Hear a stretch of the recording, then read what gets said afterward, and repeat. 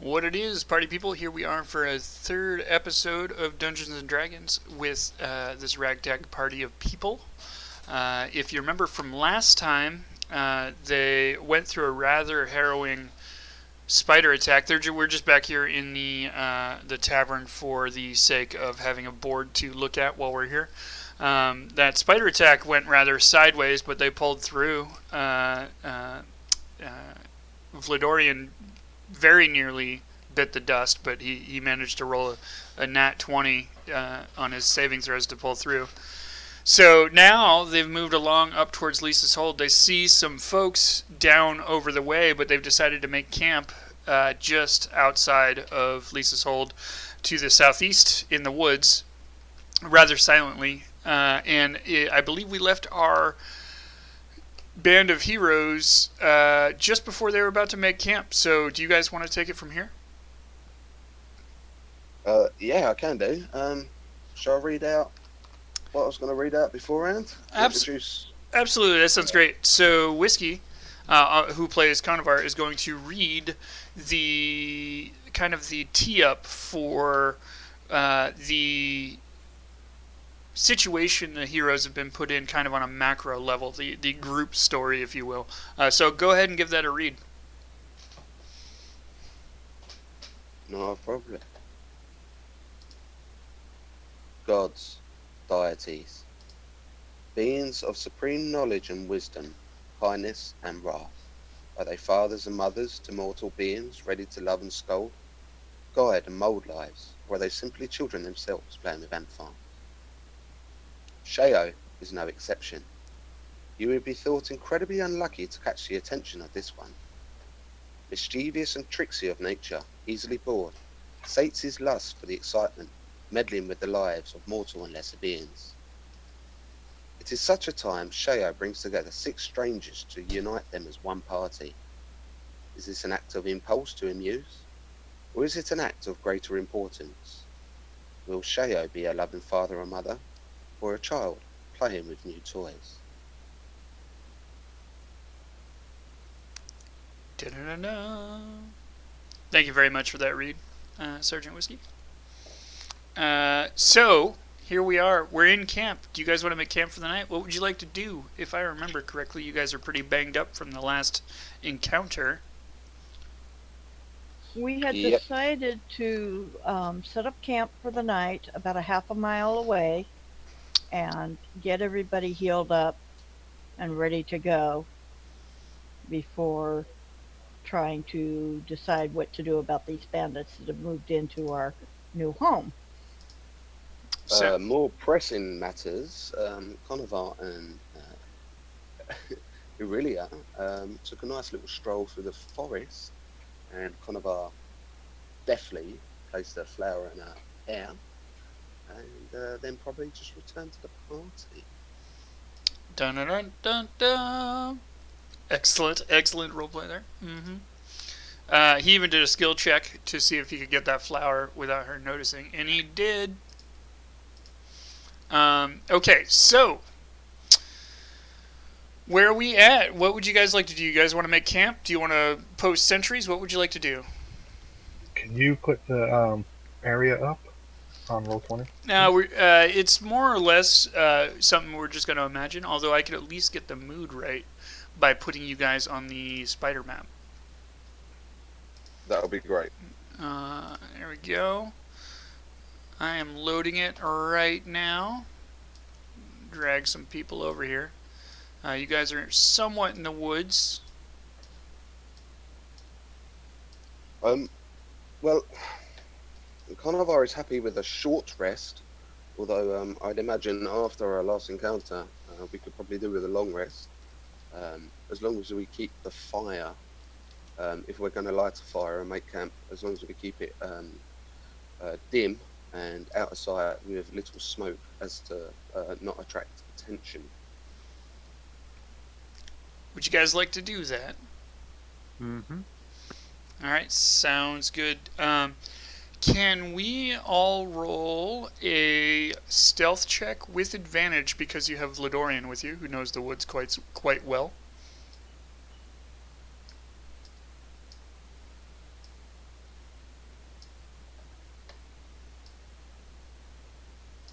Yeah, I'm setting the mark right there. Crit 22.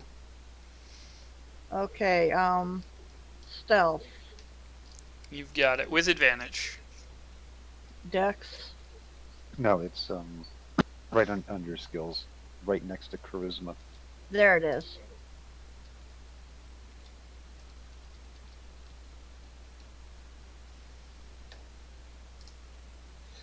Irelia technically is still with me, so surely she gets part of my bonus. Maybe I'll pull her into the brush or just keep her out of sight with my arm around her waist. All right, I tell you what. Can you do me a favor and roll? I did get a crit. Surely that applies for 2 people. It's funny you got a critical fail on the other side of that. So I would say maybe roll an acrobatics roll, Sergeant Whiskey. That's fine. Acrobatics, that's jumping the gun a bit much though, isn't it? Don't get ahead of yourself. Ooh, that's not very good. Does anybody want to? Let's pretend like Aurelia is not really aware of the situation and is laughing and joking rather loudly, while the rest of you are trying to be quiet. And she gets a little drunk and she's poking the fire and making big flames and stuff like that. What would you guys like to do in response to that? Jinx is gonna hide. I would say that Jenks is probably already hidden based on the stealth roll. She's really the only one that's out and about and being loud and such. Is there anything that is quite attractive to look at around where we are? Is there a stream or maybe a crop of flowers or something like that? Can I roll a perception to see? Honestly, it's rather dark for where you guys are, and so you can't really see much around you at all. And the campfire is very, very dimly lit because Vlad is the one that set it, and he's done a good job of making it rather stealthy. Okay. All right, I'm gonna I'm gonna poke Banduro and lift my head. Tell him, all right, it might be go time, and stand. Just in Okay. case. All right, sounds good. I left Conovar out of this. Conovar is right up next to Aurelia. You guys haven't alerted anything yet, although you're becoming quite concerned for how Aurelia is acting. If you'd like to do anything to quiet her down, give me a suggested thing that you might do, and I'll give you a roll to accompany that. JT, is it possible for me to use that thing I found last game to put someone in?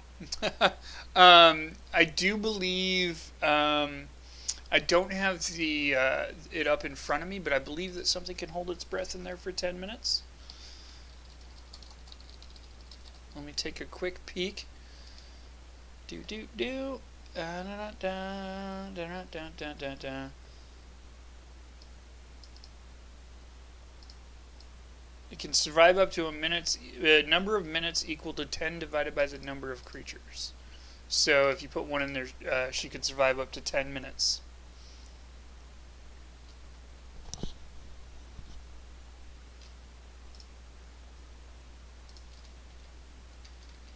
Is everybody just cogitating? No, I'm not gonna do that. What are you doing to me? I'm just waiting Out- for Jenks Yeah. to decide what to do in here. Out of character a little bit, Jenks managed to score a bag of holding from the group last time because nobody even gave it a second thought about what it was and just discarded it. Was that what it was? Yeah, that's what you threw over your shoulder. Yep. Son of a gun. And so he's got a bag of holding, and he's just asking if he could drop Aurelia in it. So that's out of character. None of you know that he has that. So, yeah, I mean... Yeah, I didn't have detect magic memorized, so... Might I it wasn't suggest that something somebody you could just tell. tries sticking their hand over her mouth? Well, okay. Well, you're the closest. Sergeant Whiskey already went, so I want to let somebody else do something. Well, who's our resident in the shadows behind them? That's Jenks. I would say Jinx should probably has the best chance of doing that, being quiet and not startling her. Do you want to do that, Walker? No, Jenks is gonna stay hidden. All right. Jenks is not even going to slightly help you guys. Nobody's stepping up here. Come on, guys. I don't even. All right, I'll do the thing, whatever it is. All right. What are you doing? I don't know. You guys tell me. You guys. Okay. I'll throw you on some rails a little bit. No, Conovar approaches Bundur and asks Bundur if he can take Bundur. Do me a favour. Go show Irelia that hole where the spiders come out of. The light is glistening off the spiders' webs, and it's quite beautiful. Go show her that. Do it. You sure she wants to go to the hole where she was almost eaten by all the spiders? I don't know. It's quite beautiful now, though, because the morning dew is settling on it. A bit of fog, and it's glistening now. It's quite a sight. Okay. Just get her away. Aurelia, do you want to come look at this magnificent hole where you were almost taken by spiders that is glistening in the morning sunlight? Go ahead. Not on your life. Go ahead and roll persuasion with disadvantage.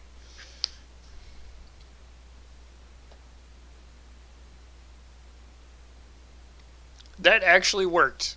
So so you two kind of step over towards this hole, and right over this way, and you guys are looking at it, and she's in awe at how she almost died here. And so, hold on one second. There we go. Let's move that over to the right here a little bit so the viewers out there can see them kind of hanging out over there. And she quiets down, thank God. So what that was, folks, was just a little skill challenge to make sure that you could make camp without the bandits finding you, and you did terribly. But you made it through it. Banduru saves the day. So let's say that you guys set up for the night. Do you guys want to post a watch? Yeah, I'll take first watch. Okay, excellent. If you guys end up rotating watches or something like that, you can basically rotate watches and everybody gets a full night's rest if you rest 12 hours. Or you can take an 8-hour rest and have somebody be tired in the morning.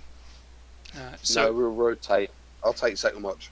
All right, sounds good. You're going to need a third watch as well. I'll do it. All right, sounds good. So we've got Norster, Conovar, and Vlad doing watches. Okay, so do me a favor, and we'll take first watch. That was Norster first, correct? Mm-hmm. Can you give me a perception check?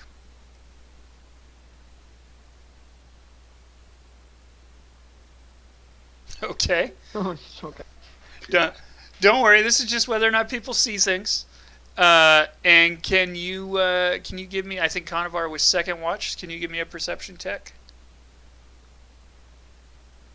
Okay. And Vlad, third watch? Can you give me a perception check? And that would be with an advantage, right, for me? Oh, that's right. You get advantage in forest areas, don't you? Yes. Excellent. Go ahead and give me a perception check. With advantage, you still manage to fail that perception check. So what we're going to do is we're going to continue. Conovar is a light sleeper, by the way. He's a light sleeper. I don't think it mattered. Nothing happened during your shift. Something did happen, but I'm not going to tell you guys. And so, therefore, you guys wake up in the morning, none the wiser to anything that might have happened during the night. Nobody fell asleep during their shift. That's good news. What would you folks like to do? You're about a half mile off of Lisa's Hold, which is where you're headed. You have all of your worldly possessions on you, and the world is your oyster. What would you like to do? Well, I kind of our approach is Vladorian and Jenks. Guys, uh, we know there's people down there. So it's worth us trying to stealth and see if we can get a closer look. Maybe surprise them if the need arises. Can I take a look around before anybody moves out of the camp, though? Sure. Just like an early morning check. So just perception, right? Investigation, if you will.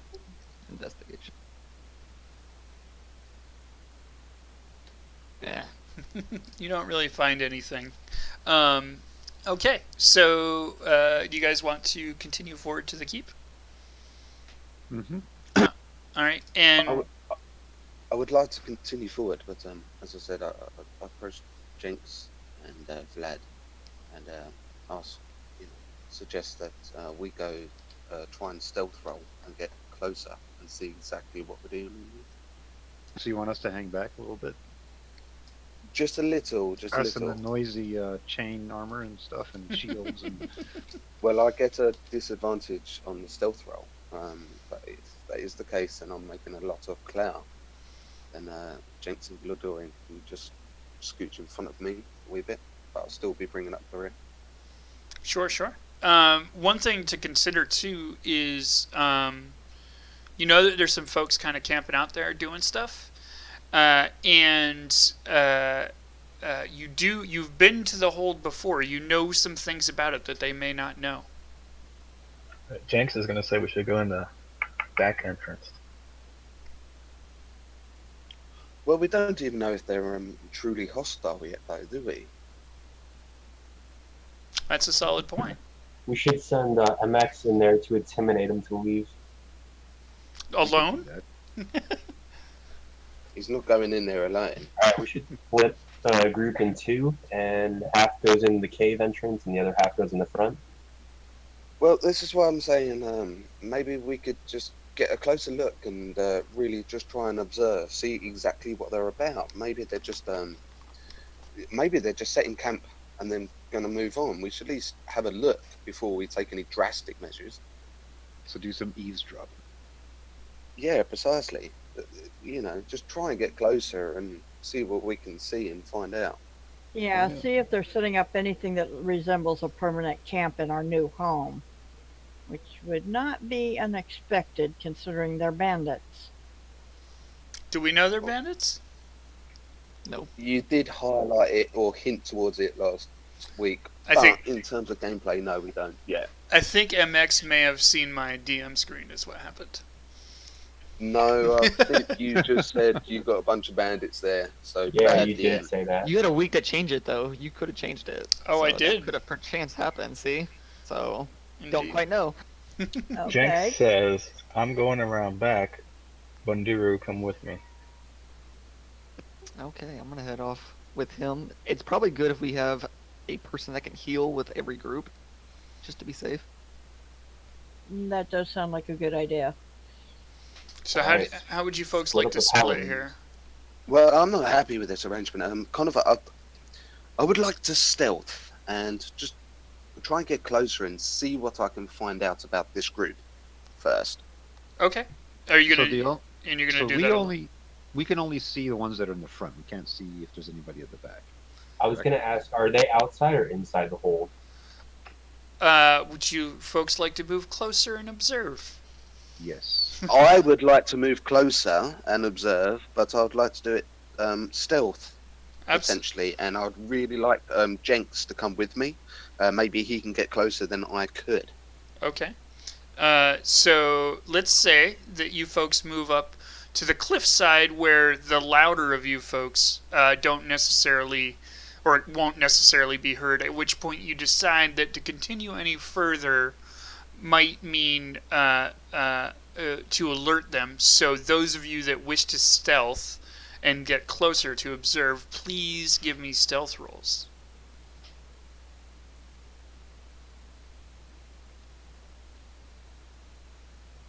and whiskey, Wicked. if he rolls, will be Good rolling job. with disadvantage. Okay. Son of a bitch. God. All right. So as you folks move closer to Lisa's hold, you go in a group of 3. You've got rather spread out. You've got Jenks to the far left, and Conovar to the middle, and Vladorian off to the right. Jenks and Vladorian make very little sound. They move deftly. But Sergeant Whiskey or Conovar is more or less just a giant clanging bell. Or a collection of clanging bells, really, in his chainmail as it kind of moves around. Imagine like a dozen little cat bells moving through the woods. And the folks at the front of the keep or the hold are alerted and immediately run inside, shouting, that there are incoming invaders to the rest of the keep. What would you like to do now? Now we're Okay, going on the battle. leaving Conovar and Vlad, leaving Jenks and Vlad hidden. I would like to approach and I would like to yell out and ask for the leader. Can the leader of this rub trub group please come out and talk to me? Can you do me a favor and roll? So first of all, you approach the hold all the way up to the front door, and you. How far away is it? I can't quite see it on my screen. I don't know how far away I am from the others. I haven't. You're probably 500 feet ahead of the others, and you pound on the front door. No, that's sorry. That's too far. I can't do that. Only want to remain maybe 6 feet at the most in front of them. Okay. I would like to yell out and ask to have a polite conversation with the person representing their band of ragtags. Okay. You shout for what seems like 10 minutes, and nobody even comes close to responding to you. One would suggest that maybe they have no idea what you're saying inside of the giant doors. All right. Well, I suggest we just go the rear route, the cave route. Can I try yell it out in Orcish, please? Okay. You yell it out. That is my other language, and I've just got an inkling that they might be orcs. I'd like to yell it out in Orcish, please. Okay, they undoubtedly look like humans when what you saw of them, but so you yell it out in Orcish, and there is nobody hailing your response. Yeah, I suggest we go in the back way, guys. We've already compromised the front, so we don't know if they know that we have a back entrance. I would suggest strongly we go the back route. Now that we've already compromised the front, so our only chance right now of any kind of redemption on this thing is going to the back. Okay, I agree. You guys want to go in through the cave and pile in the back? Is that the key? Yeah, Only if this is MX, really the only only way if we can do it. Norstra's got some candles left. Okay. I'm going to go ahead and give me just a moment to... It doesn't matter whether Nordster has candles or not. I have light. There we I go. pay for them candles. I want my money's worth. And I can see in the dark also. Kind of. I don't care. Last time you were here, it was fairly well lit. See? They could have put up more lights for us. I thought those spiders ate the candles last game. Not that I'm aware of. I don't remember any of that. Alright, I'm moving you guys. Do you all see black screens, including the audience out there? Mm-hmm. I've got a black screen. Can someone light a candle, Okay, please? now I do. Excellent. Okay. Let's go ahead and boop, boop, boop, boop. If you go to the top right, do you folks see a rather familiar looking hallway? Yes. Oh no. Excellent. We're revealing some stuff to folks. Is that my right or your right? I believe they're both the same. Aurelia has never been here before. Oh, whoops! I'm still on reveal. Just showed some wall as I placed her inside of it. Would you? Is there any formation that you folks would like as you do this? Jinx goes in first. All right. Conovar will back Jenks up. There you It go. goes sideways. You guys can roam free unless you go around that corner. Jinx is going to tell Conovar to stay in the back because he is too noisy, and ask Vlad to come help. That's okay. Okay, that's fine. And I'm going to ensure we have light. All right, it's very well lit. There's sconces on the wall and such. This back door is rather hidden. It's a little dimmer back here. It seems like they just kind of forget about it.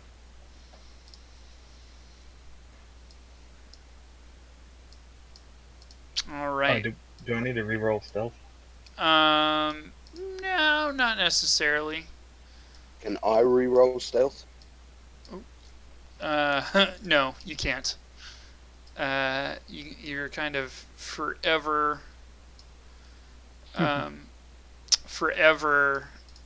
unstealthed. Clunking like a cowbell.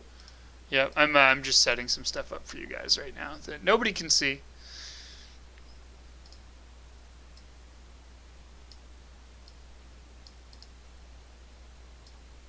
So, That's better. Now I can actually see the hall.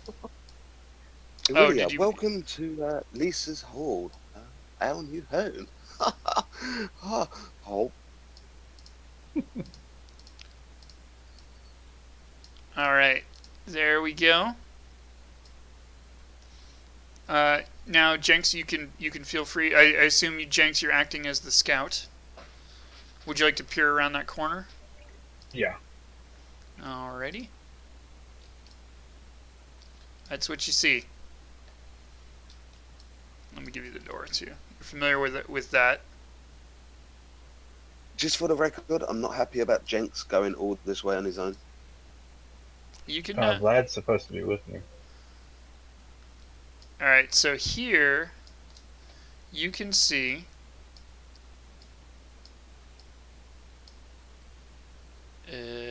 I'm bad at this. You're peering all the way down that hallway, and you can see two gentlemen that are. They look like they're trying to surprise anybody that comes through the door that's right in front of them. And so they have no concept of you folks being here.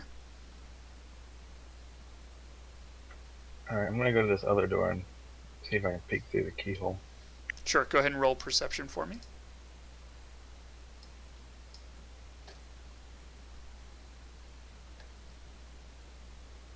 Unfortunately, you see nothing.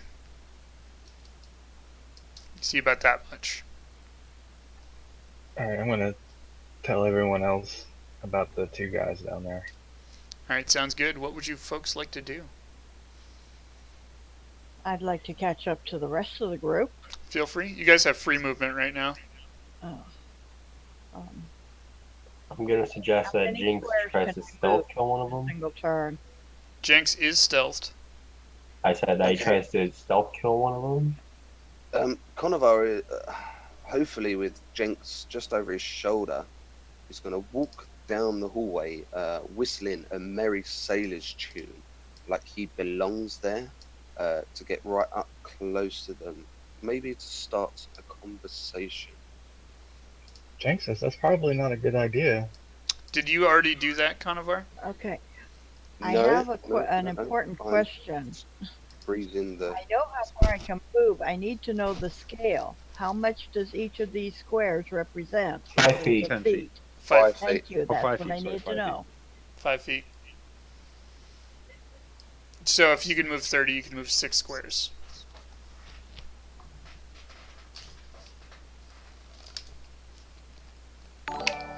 Alright, what have you guys got going And on? she is way behind the rest of the group. You got free movement right now. We haven't initiated. Well, anything. Conovar's.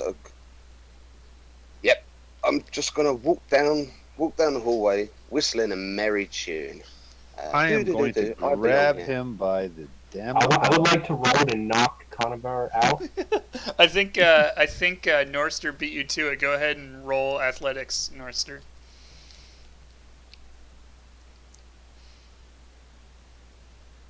Yeah, Norster just grabs Conovar, puts his fist over his mouth, and it really hurts because he's wearing a mailed glove, and that shit is just pinching your like face and cheek and lips, and it hurts. And he holds you tight.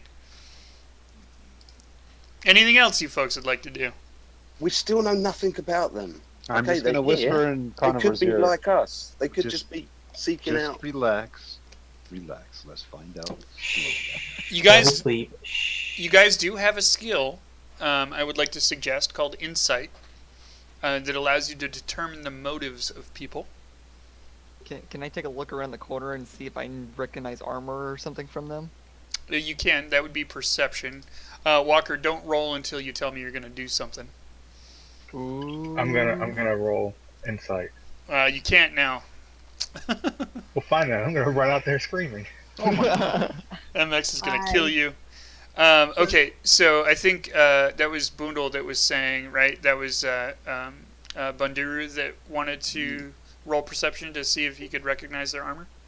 Yes. And actually, it's not going to be perception. Do me a favor and roll history.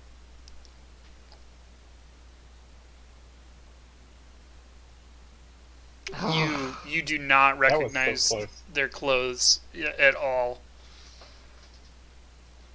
All right, and Can I finish catching Okay, up to the just- group? oh, absolutely. Yeah. One though. You- About my background, I do get a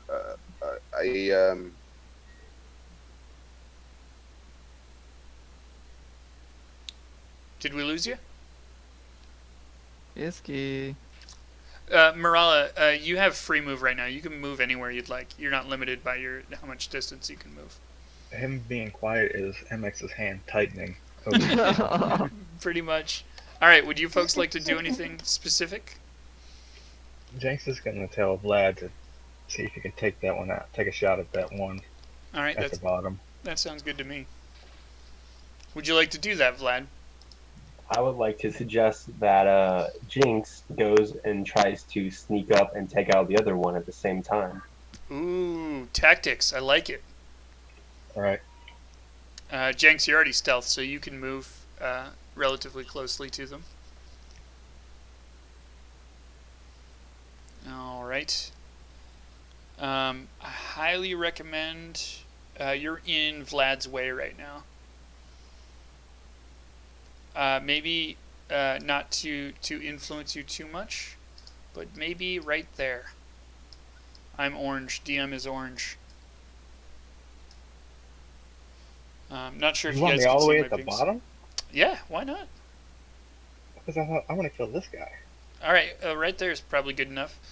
All right, so you guys would basically like to take your turns more or less at the same time, right? I'm gonna let Vlad go first. Vlad, go ahead and give me an attack roll with your bow with advantage. Okay, go ahead and give me damage. And you don't have any sort of sneak attack or anything like that, do you? No. Okay. So you go ahead and you hit the guy at the bottom here. We're going to go ahead and on his token label him 1. Boom. And, oh, I'm not sure if you guys can see those, can you? I think we determined that last time. Name, C. Can you folks see the number 1 now? Yes. Yeah, excellent. We had that problem last time. People couldn't see that. So we've got number 2 here. So you managed to put an arrow right through Bandit number 1's throat. So he goes to gasp to shout out, and he's kind of WTFing really hard, and has an arrow sticking out of his throat and is trying to figure out what's going on. And he drops to the ground. He is bloodied, but he is not dead. He's kind of gasping on, kind of beating against the wall. At the same time, Jenks is making an attack on Bandit number 2, while Stealth, go ahead and give me an attack roll with advantage. Oh, blam. Give me a damage roll for 6. At the same time... No, you gotta wait. I'm not done. Oh, okay. That's stealth damage. 8. Okay, at the same time, Jenks jumps up behind bandit number 2 and cuts his throat with his hand over his mouth and lays him down on the floor. At which point, your surprise round is complete. I would love for everybody to go ahead and roll roll initiative after placing yourself anywhere you would like to be in the room. And I'm about to give you the entire room. I almost feel like there's no point in rolling initiative because there's the one guy who's bleeding on the floor. Somebody give me an attack roll. It doesn't even matter. Don't worry about initiative. Somebody squish him. Yeah, somebody do the extra 3 points of damage. Okay, Walker. There you go. Walker just finishes him off. He gets done cutting the other guy's throat and then shoves his knife up through the bottom of the guy's jaw into his brain. And then he's dead on the ground. You guys now have control of this room if you'd like to look around or look into the next room. I would love to look It's gonna around. peek through the door. Can North let me go, Yeah, please? we should explore this room and see what's changed since the last time that they were here. It looks relatively unchanged. The beds look slightly more primmed up, not quite so orcish in nature, but it's pretty sparse. It looks like whatever equipment they have on them, they're probably transient and they have it on them, as opposed to storing it around here. It looks like they weren't planning on staying very long. I'd like to examine their armor and see if I can recognize it. Okay. Well, at this point, go ahead and give me an investigation check. You Can I are roll speaking perception my to look through the door? language. What was that? Can I roll perception to look through the door? Sure. And you and Aurelia are sharing a square, by the way. Aurelia, they're all in basic leather armor. Some of them have a couple of pouches with some silver pieces in them. Well, let's snag the silver pieces for the group. All right, sounds good.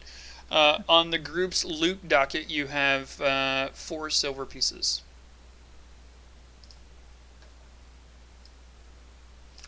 So Jenks rolled perception. Remember, wait for me to tell you to roll something. You told me to roll. Oh, did I? Okay, good. Sometimes I forget. So you can see the whole room. You kind of peek your head out the door and you look around rather deftly because you're stealth. You see 2 more guys perched and ready to take out anybody that kind of comes within their view in the hallway ahead, which, if you remember correctly, was the main hallway. All right, I asked Vlad, are they facing us or do they have their backs to us? Tank says, I'm the one who looked, and they're facing away from me. Yep, they have their backs oh, sorry, to you. James. Conover would like to walk into the room whistling a merry tune, Oh my god. No. like he belongs there. All right, we're gonna do it. We're gonna do it unless MX does something. All right, so Conover strolls into the room. Let's see. Do I have control of your character? Oh, I can't edit your character. What? Oh, I'm not on the token layer. That's why. And immediately, these 2 guys shout to the rest of their buddies, "Hey, they're in here!" And they turn to you, and they both take shots at Conover. Bear with me just a moment. Oh, I almost took shots with Conover at Conover. They're going to shoot their crossbows at you. And Oh god. and how much? What's your AC, Conover? 16. All right, so one of them hits and one of them doesn't. That's weird that did that. Here, let me go all kinds of manual. 1d8 plus 1.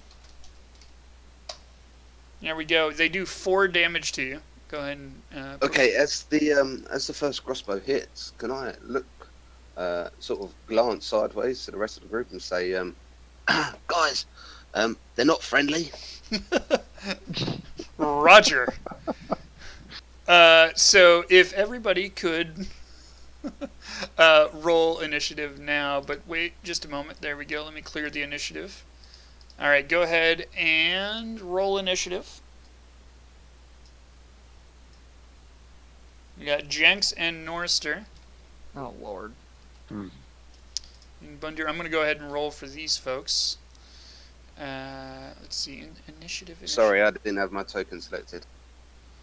That's fine. That's fine.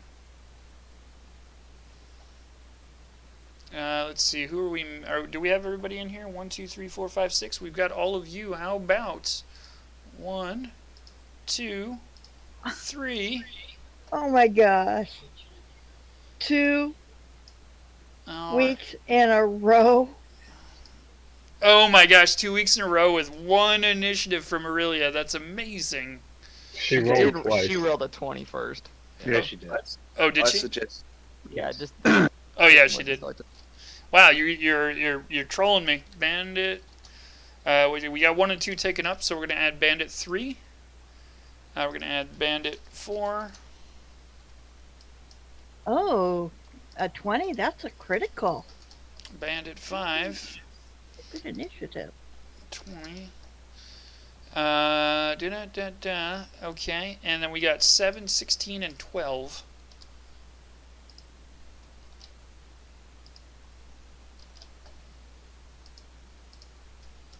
There you go. And now we're going to go ahead and sort these descending. So Aurelia is up first with these bandits close behind.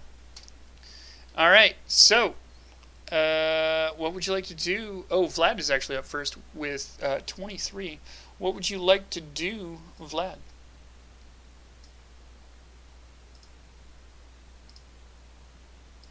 Did we lose Vlad? Oh, what? Hold on. All right. I guess I'm gonna move first. Okay. Where would you like to move to? All right. So now, just as a heads up, what's your total movement? 30. Okay, that's fine. You just barely moved as far as you could because moving through your teammates is considered rough terrain. So go ahead, and what would you like to do next? Take a shot at this guy right here. Okay, go ahead. We're going to label him Bandit number 3. Which one shot me? Bandit number 3. Thank you, Vlad. Stick it right in his eye. The other one shot at you. He just missed you. He can Barely. he can wait. All right, you do 10 piercing damage to him. You basically loose an arrow right center mass on his chest, like a centimeter to the left, and he would be dead. But man, he is close to dead right now. He's bloodied. Anything else you'd like to do? No, that's it. All right, Aurelia, what would you like to do?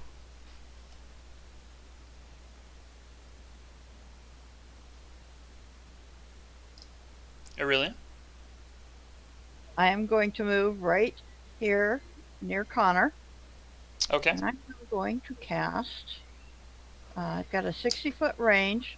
I'm going to cast Sacred Flame. All right, give me a roll, I guess it is, that Sacred Flame does. Yeah, I just need to get my sheet back up. Sure, sure.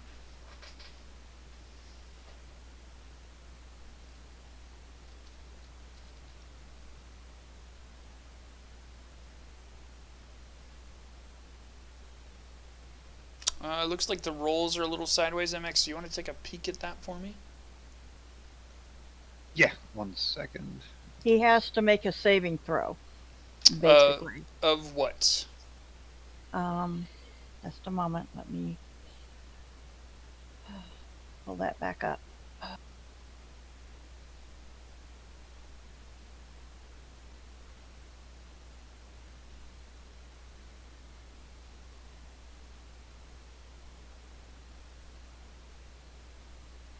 Yeah, so Dexterity.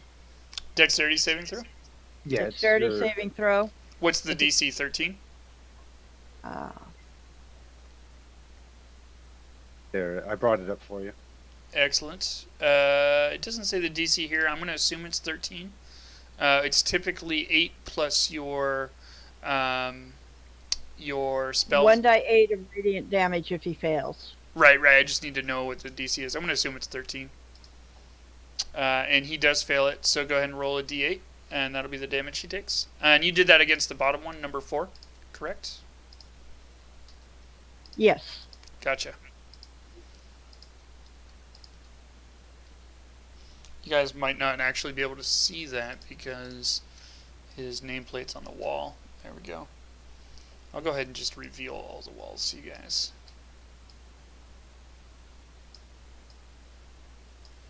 There you go. Where did the door go? Alright, you did 1 damage to him. Alright, is that all you'd like to do, Aurelia? Oh, she only rolled a 1d1. It didn't go to a d8 like I told it to. Okay, Hold go on. ahead and re-roll for me, that's fine. No problem.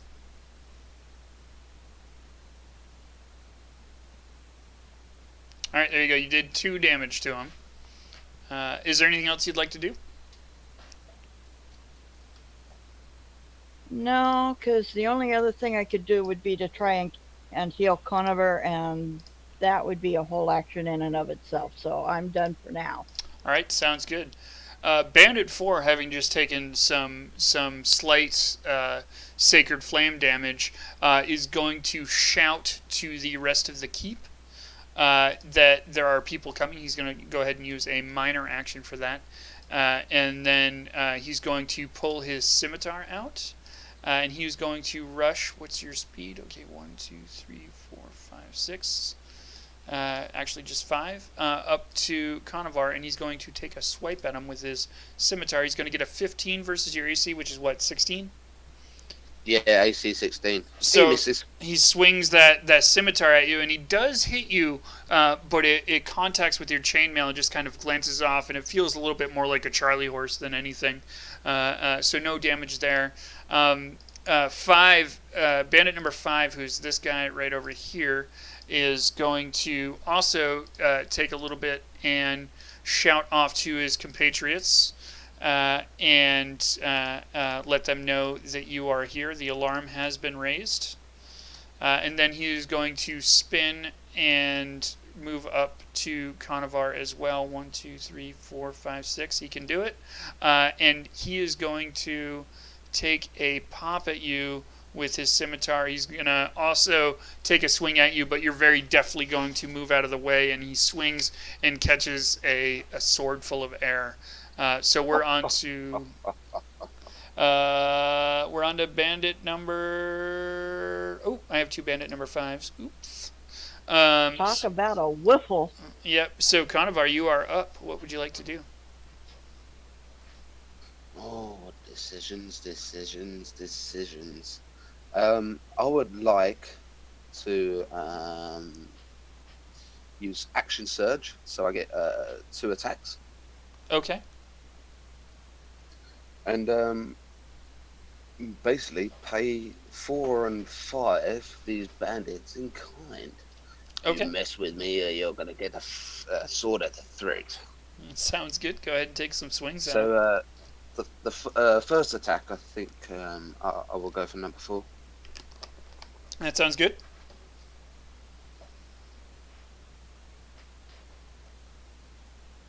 All right, you take a swing at him, and you're kind of too busy dodging out of the way of 5's attacks that you take a swing at him and miss. No worries. I'll carry on that momentum and carry on to the other one. All right, and you get a crit on number 5. Give me some damage. He is so dead. You miss 4, but you carry that momentum right through the other guy's head, and you cut it clean off his shoulders. Nice. Number Exactly 5. what I wanted to do. Number 5 is dead. All right. Anything else you would like to do? Yeah, I want to look back at Aurelia and just wink and smile at her, saying, "Oh yeah."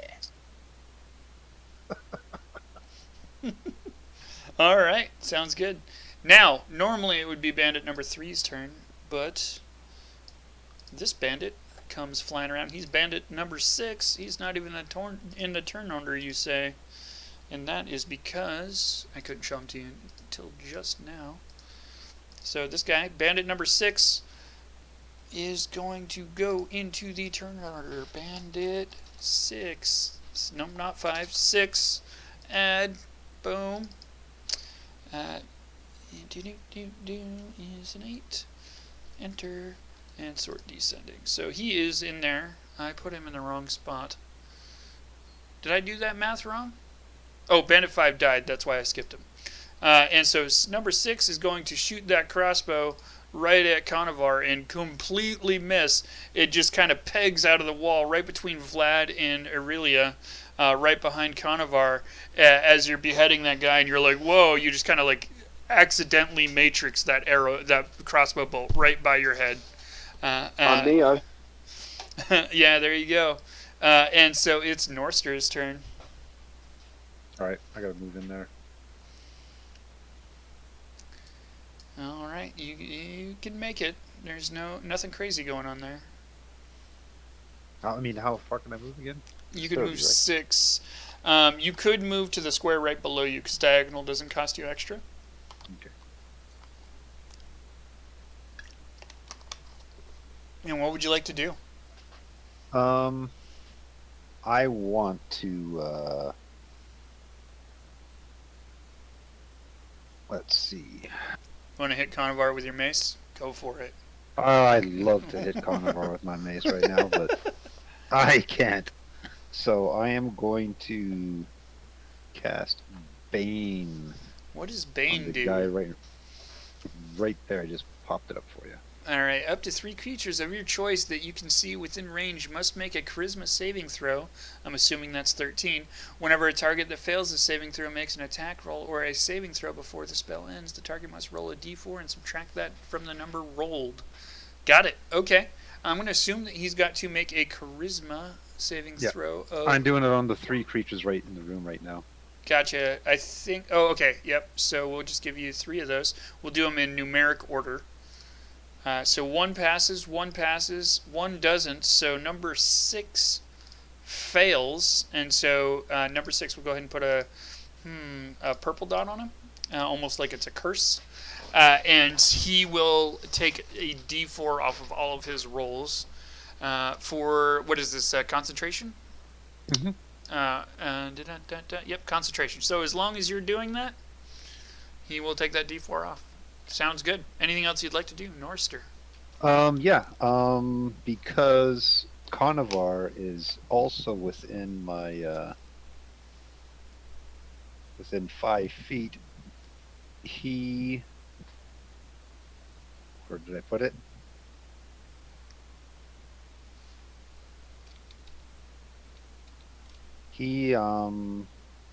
There, with my fighting style. When a creature you can see attacks a target other than you that is within 5 feet of you, you can use your reaction to impose disadvantage on the attack roll. You must be wielding a shield. Sounds good. Yes. So Conovar Nice, is I now like it. protected with my shield just in case. Nice move. All right, is that it? That's it.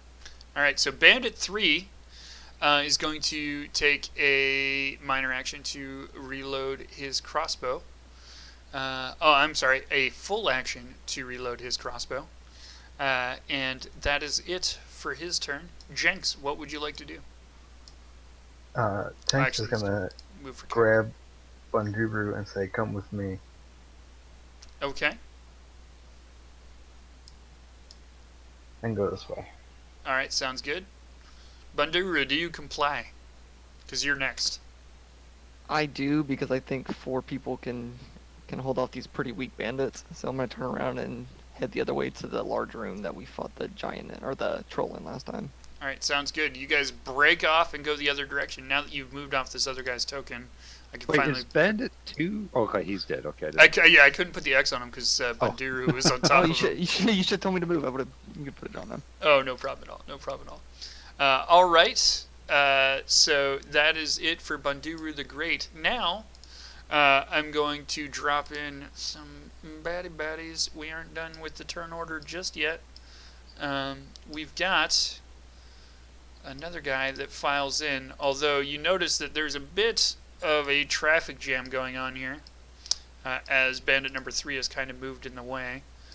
And so I don't think you can hear a guy stirring over here, but you can't see him. And those guys are at the end of the turn order. We have bandit 7 and bandit 8 in the turn order here as well at 2 and 1. And we're back at the top of the turn order. Vlad, what would you like to do? All right, I'm gonna shoot to hit 3, and I'm gonna use my Hail of Thorns to hit all 3 of those guys, I think. All right, sounds good. Now 3 has partial cover, so you will be taking disadvantage on that shot. Also, MX is in your way, or I mean Norster is in your way, so you'll take massive amounts of disadvantage on that shot. You kind of not a sidestep. you not move? You can still move, although your angle wouldn't get better on him because of the wall he's protected by. You could. Okay, what if I'll shoot for 6 and hope it hits 3 with Hail of Thorns? All right. You're still going to take disadvantage on that shot. Not anymore, though. There you go. Yeah, but 6 has also been banged, so you've got a good. Whatever disadvantage you might have is probably going to be made up for his. Well, I moved anyway, so. Yeah. All right. Go ahead and give me an attack roll. Oh, you nailed him. All right. Let's see what you do for damage. All right. 10 piercing damage. He is bloodied as heck. You go ahead and loose that arrow. Vroom, and it catches him right, like we're talking like millimeters from his jugular, just like right in the chest / neck area there, and so he's in bad shape. Okay, anything else you would like to do? Oh, I used Hail of Thorns, I said. Oh, right, that's right. And so you do an extra 7 to 3, right? It should do 7 to both of them. Oh, it should do. Oh man. Okay, so they're both dead. And so as that kind of lands in his neck, he looks over at his buddy and it explodes. His face just turns into a porcupine bush of thorns, and his buddy is impaled by them as well. Just flies up against the wall dead. Just kind of thorns sticking all out of his body. You just eviscerated him. Double kill. Yeah, double kill. So anything else you'd like to do? No, that's it. All right, cool. So That's the first double kill we've had, isn't it? Mm-hmm. Does he get advantage for all the rest of his? Probably not. streams? It seems to me Conover's the only one that's injured. How badly is he injured? Not particularly. Not fine. badly at all? Okay, instead of healing, I am going to take a slash at the guy that's right catty corner to me. Which guy? 4, 5? Oh, he's not catty corner to me anymore. 5 is dead. Can I move over on top of 5 and take a swipe at number 4? You can. It counts as difficult terrain, so it sucks up twice as much movement, but you have 30, and that would only take up 10. You could Yeah. move behind number 4, and then me and Well, you guys haven't flanked anyways. yeah. Nobody's flanked. You have to be on opposite sides to flank someone. If you was to walk round the outside, you can do it well within your space, and yeah, we'll get flanking bonus as well. Yeah, there you go. So now if you roll an attack against 4, you will get advantage. Okay, so I am going to take a swipe at him with my longsword. Sounds good.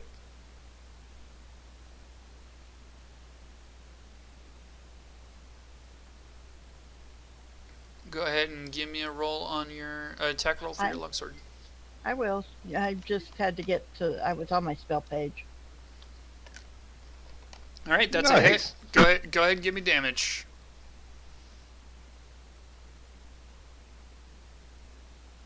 Yeah, just click on the word longsword. There you go. Nice. You do 9 damage to him. So you kind of you do like in football where they kind of do that rotating move around the guy. You kind of do that. You push up against him and rotate around him, and then just stick your sword in his back. And man, he's so bloodied. He kind of drops to a knee a little bit, and is a little bit staggered by what you've just done to him. What would you like to do, if anything else, next?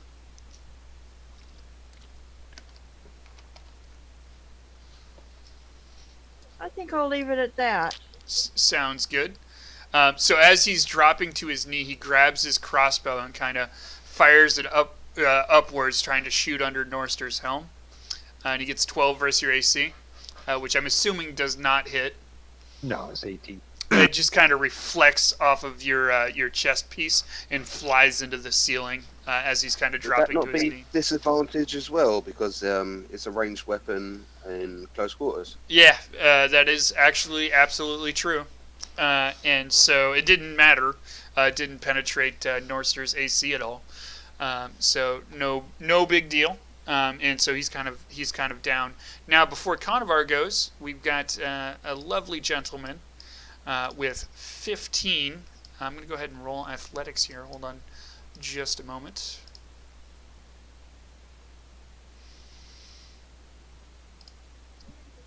One important fact: you have me showing as being injured at 19 health.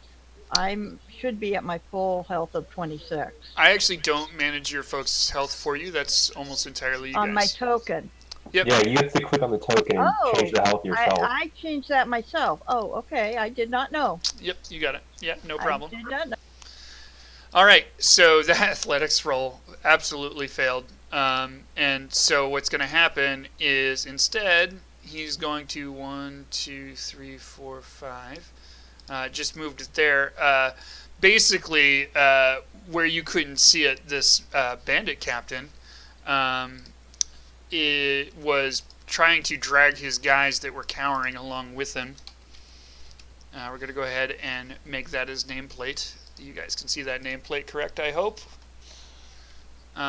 Walks in behind Aurelia and goes ahead and rolls his hand axe against her twice. What's your AC, Aurelia? 18. 18. So he comes in and he surprises you, comes at you and hits you twice with your hand axe. Luckily, while you were jabbing your sword in that guy, you had your shield in just the right spot, and he lands both hand axes right up against your shield there. I believe it's Conovar's turn now. If it's my move, I'm moving into combat, so I won't get an attack of opportunity against me, will I? What do you mean you're moving in? Or where would you like to move to? Go ahead and move your character there, and I'll tell you. I've got enough space here, so it'll be 5, 10, 15, 20, 25, 30. I'd like to move behind him. You would take an attack of opportunity from this guy here. Would you like to do that? Yeah, that's fine, that's fine. All right. Remember, he's under protection, so he will get a disadvantage on that roll as he moves past. Yeah, well, Lovely. he won't, because he won't be within 5 feet of you, because he's going to move out of the... Oh, that's right, yeah. Yeah, so he's going to take a swipe with his scimitar and roll a 25 because he's flanking you at that point. No, he's not flanking you. He's only flanking Aurelia. So he's going to roll a 12 versus your AC, which is going to miss. So he kind of, backhands around his scimitar and does make contact with probably your ass and just kind of gives you a little boot as you're going by, but it didn't cut you because you're wearing chainmail. So there you go. That's fine. I'll take that as an inspirational kick up the arse to take down the bandit leader. Right, I'm with the bandit leader. Am I classed as flanking him now because of Aurelia, or where she's standing? Yes, you are. Okay, I'd like to stick it to him. Alrighty, go ahead. Roll what you're going to. Ooh, critical hit. Nice. Go ahead and roll damage with that. Oh, it's all there. All right, you roll 18 against him. Okay. So as you kind of move behind him, he's landing his axes down on her, and you just come through and you swipe right across his back, and he kind of doubles back in pain and takes 18 points of damage. Yeah, and okay, just for my last action, I just want to wink at Aurelia and hold my thumbs up, you know. Sounds good. And you manage to catch a glimpse of what's going on out in the hallway. So let's see. We've got Bandit 5, who I believe is dead. We'll go ahead and trash can him. We've got Bandit 6, who is dead. We'll trash can him. We've got Bandit 3, who is dead. We'll trash can him. Norster, you are up. Okay, I am going to completely ignore 4. Okay. Come right up to the captain Sounds good. and just scream for vengeance. Okay, And, sounds good. And roll. Roar!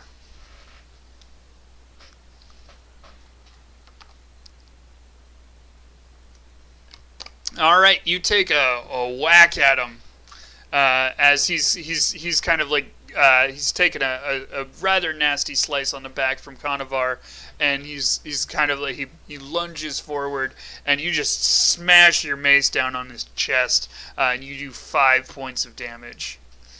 Let's go ahead and math is hard. Okay. There we go. Would you like to do anything else? Just to remind you that Aurelia is now under my shield's protection. Excellent. Okay. Noted. Jenks, would you like to do something? Yeah, I'm gonna keep running towards the other door. All right, sounds good. Let's see if I can get a decent enough split going on here. Would you like to do the same, Banduru? Yes, I can't make it as far, but I can get up there. them little dwarf legs. Those stubby dwarven legs. Indeed, indeed.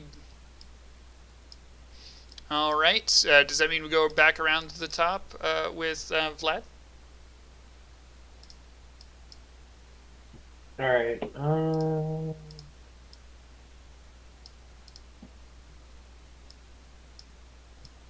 I don't know. I guess I'll just go for this guy. Where's his number at? Number 4. I'll take a shot. Okay, gotcha. Yeah, he's nice and easy for you to see. You take a swing at him and you hit him. So you loose an arrow right into a center mass. Don't even bother with damage. He is dead, dead as a He doornail. was already pre-hamburgered for you. Yeah, right. She whatever they tenderized. I stuck a longsword in his back. Yeah, he's down for the count. All right. Anything else, Vlad? Yeah, and then I'm gonna move right up here, and that's it. All right, sounds good. Aurelia, you are up.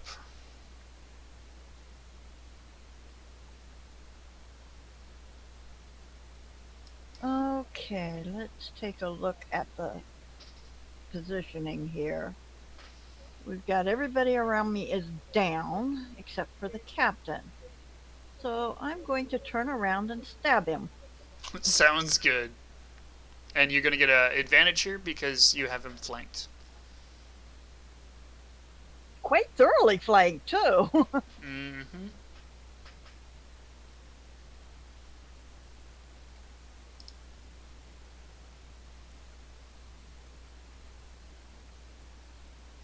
There you go. You hit. So go ahead and give me damage on that.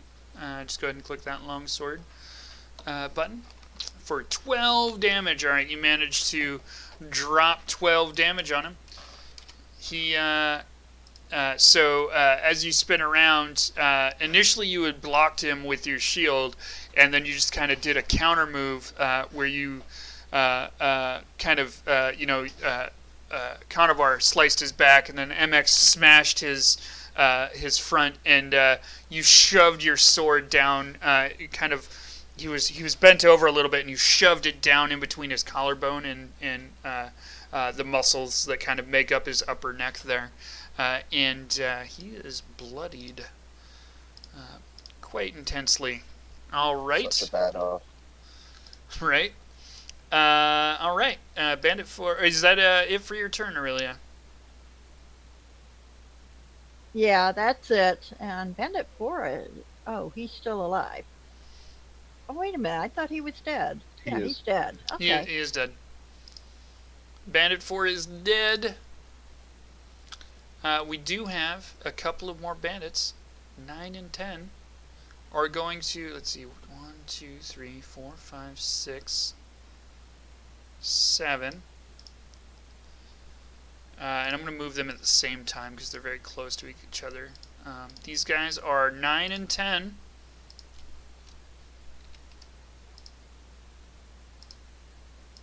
Should be able to see those numbers popping up now. Mm-hmm.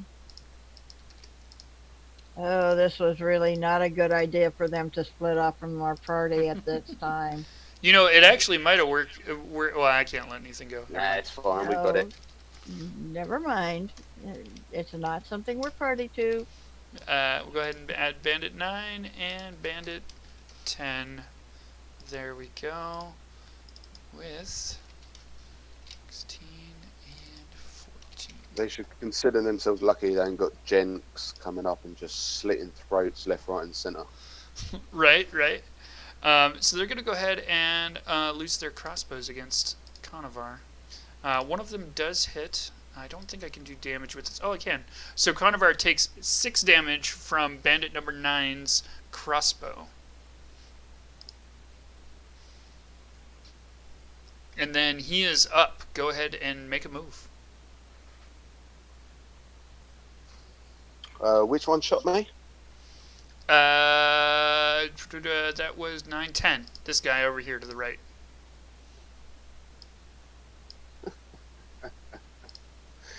Yeah, okay. Oh, hang on. Bandit leader. No, I'm going to finish off. Actually, no. I'll leave him for Aurelia or North Star. So I'm gonna swing down behind him. Did I forget to put the captain in the order? I think you did. I think I did too. Yes, you did. I'm pretty sure he had a 16. And Conover, if you leave his area of control, he's going to get an attack of opportunity on you. Yep. Now, before you go, Conovar, the bandit captain is before you. I apologize for that. He is going to take a whack at Conovar with each of his hand axes, and he's going to do 11 damage to you.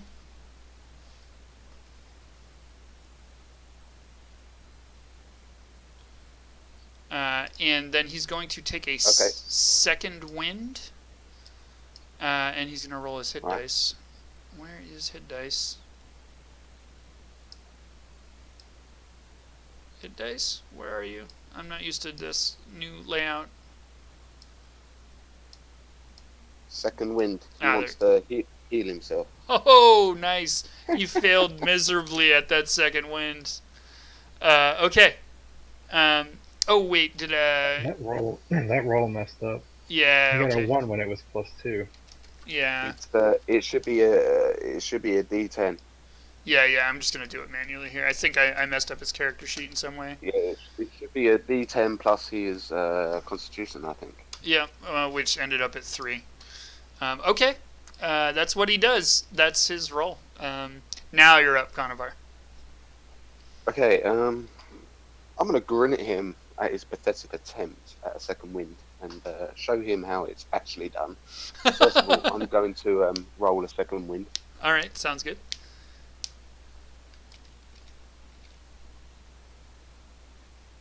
Because that's how it's done. That's how it's done. 11 heals. Go ahead and add that back on your health. And is that everything you'd like to do for this turn? Oh no, I'm gonna slit his throat. Okay, are you gonna, what is it, action surge for that? But no, I've used my action. Hang on. You did. Second wind takes a full action. I presume the bandit leader used an action surge against me then. To be able to hit you and second wind? Yes, he did. Okie dokie. I'm just gonna hold my thumbs up at Aurelia and say, "That's how you do it." Yeah. And wink. All right, sounds good. Norster, what would you like to do? Let's end the captain once and for all. Sounds good.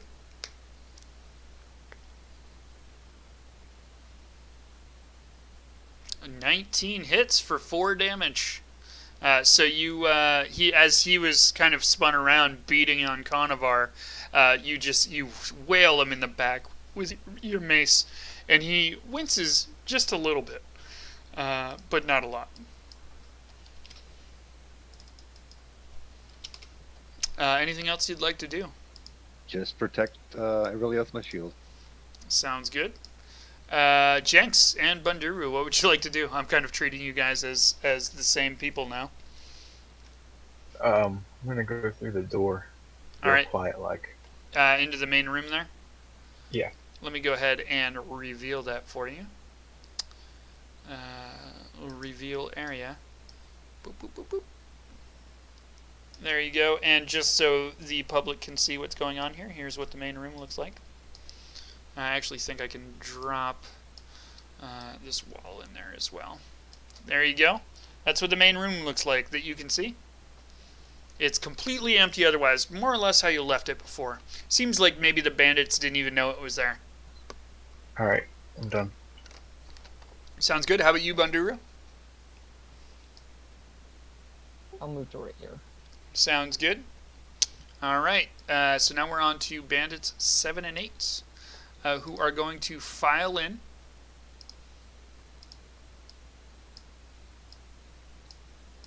And they're going to unload their... almost rolled with a bandit captain.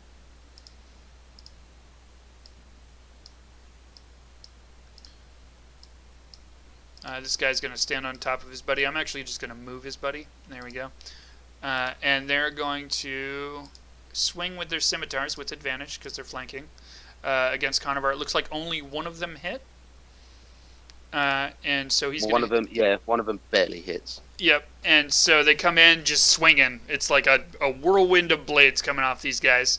And you manage to just very deftly move one of the blades aside, but then as you're dodging that one, the other one comes in for a stab and manages to penetrate your chainmail, not really damaging it or anything, and does 7 damage to you.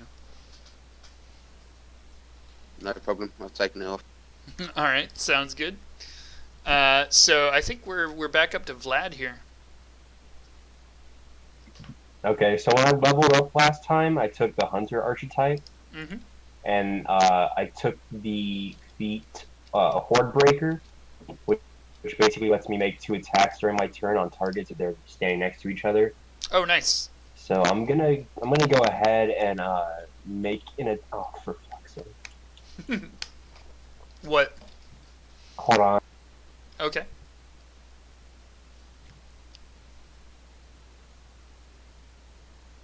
Okay. I'm gonna shoot at number 7 first. Okay. You're gonna take number 8. I mean. Okay. Go ahead. And you hit.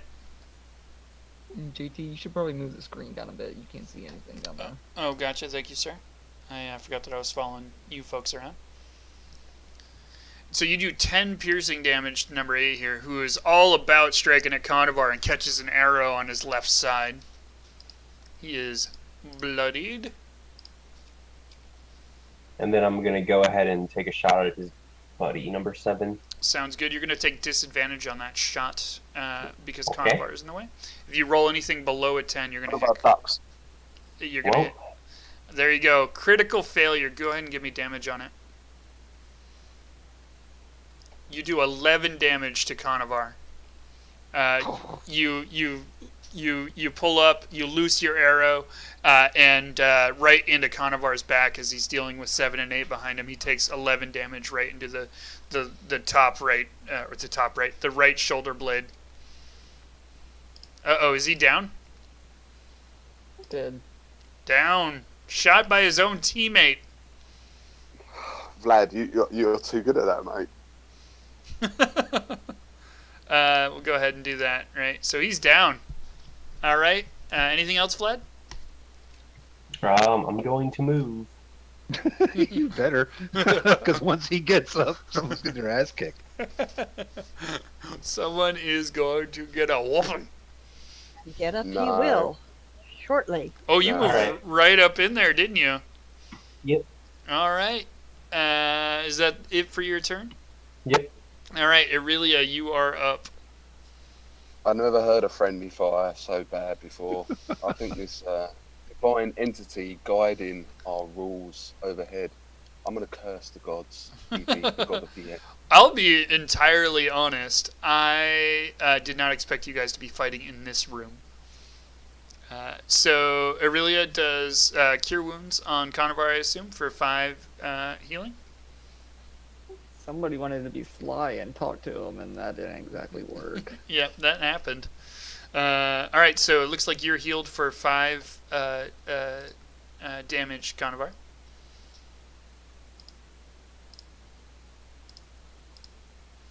I'm setting tokens Lovely. here. There we go. So you're back up. You're like, whoa, what the heck had just happened? You're kind of like, you shake off your shoulder blade. There's an arrow that falls to the ground. Wonder what that's all about. I have no idea. Anything else, Aurelia? No, I don't have enough action left to be able to do anything else, so I'll leave it at that. He's back on his feet. All right, sounds good. So, bandit number 9, realizing that his crossbow is unloaded, is going to come over to this side of Conovar, and notice he's just kind of starting to get up. He's going to just take a, and we're going to say that Conovar is prone as well. He's going to, it doesn't matter because he's got the captain on the other side. He's going to crit him for 6 damage, probably putting him down again.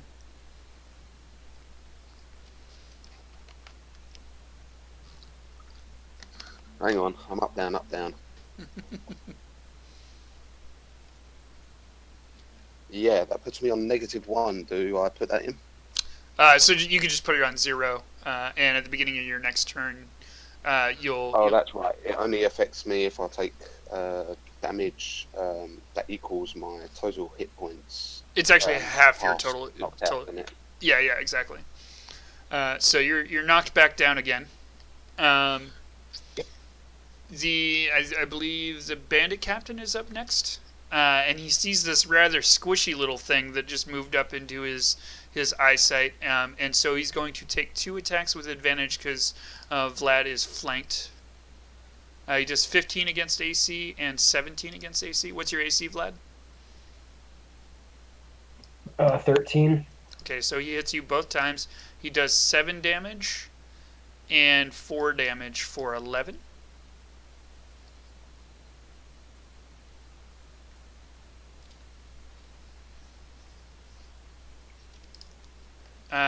And I think that is it for his turns.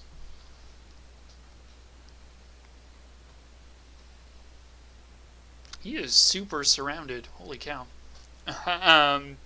All right, so bandit number 10 is going to come up around and give... he's going to come up over here and take a flanking attack against Aurelia with his scimitar.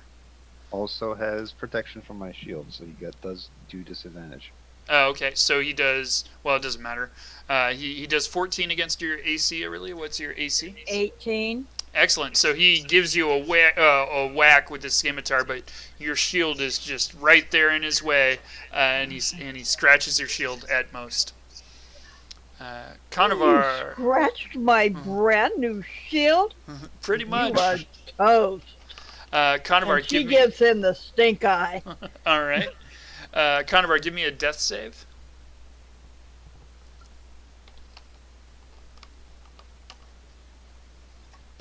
You roll a 12. That works. So go ahead and mark a success on your character sheet. Lovely. Can I do a bonus action? Can I just snore and hold my thumb up and wink at Aurelia in my sleep?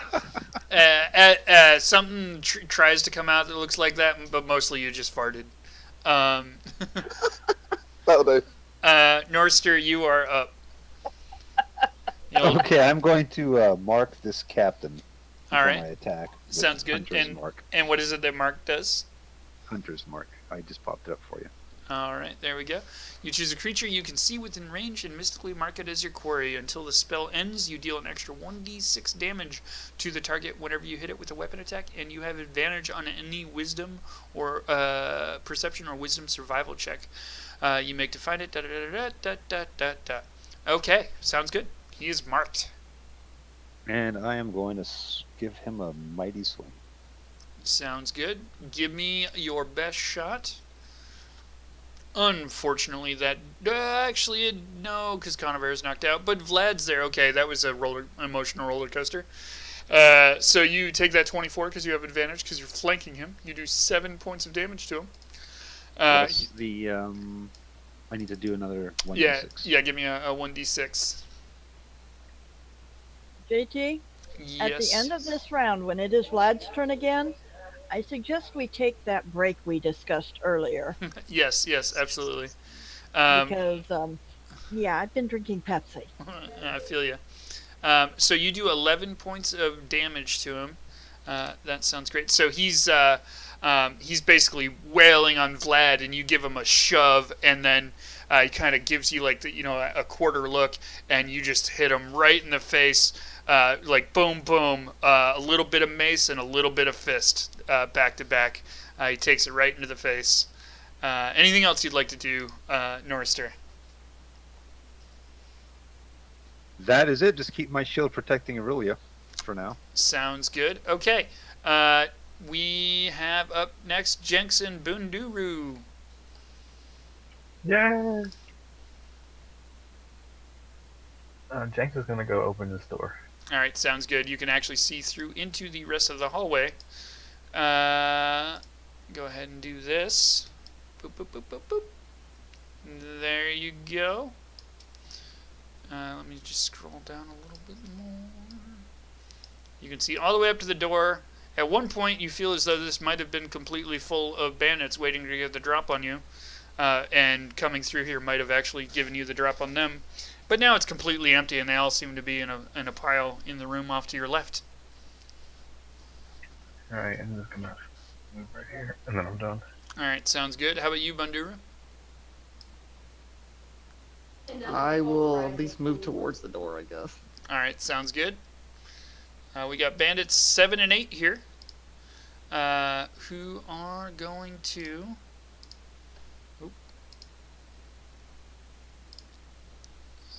They are going to move here, and I'm going to move this guy that's dead again, just because he's in my way.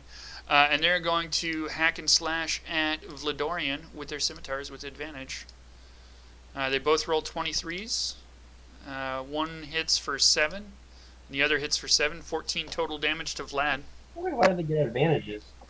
Because the bandit captain's, you're sandwiched between these two guys and the bandit captain. That's a good point. I need a sandwich. And when they moved, I didn't get a attack on them. No, because they haven't left your area of control. So I take 14 damage. Yes. Well, Vlad's down. taking a nap with Sarge. Sounds, No worries. sounds Just snuggle good. up and spoon me. It'll be fine. That's the end of their turn. So Vlad is up next. Give me a death save. Oh, God. Mark off 1 failure on your death saves. Aurelia, you are up next. Or are we taking that break? We're very close here. Let's just finish this up. We're theoretically within minutes if we can keep the turns going quickly. Or did Aurelia already go on break? If she did, she'll be back very soon, I'd imagine. Do you want to just roll an attack for her, MX? Yeah, but who's she attacking though? She's right next to the bandit captain. Okay, give me a second. Um. Oh, she's here. I doubt. Okay, I am going to stab the bandit captain. All right, sounds good. Go ahead and give me a roll, but not with advantage. I don't see any flanking going on with you. There's Norster right there. He's not flanking. Right, no. My flankers are down now. Yes, they are. Can Aurelia move down one space and not take attack of opportunity because she's not leaving 5 feet? Indeed, she can, and then she'll be flanking. Okay.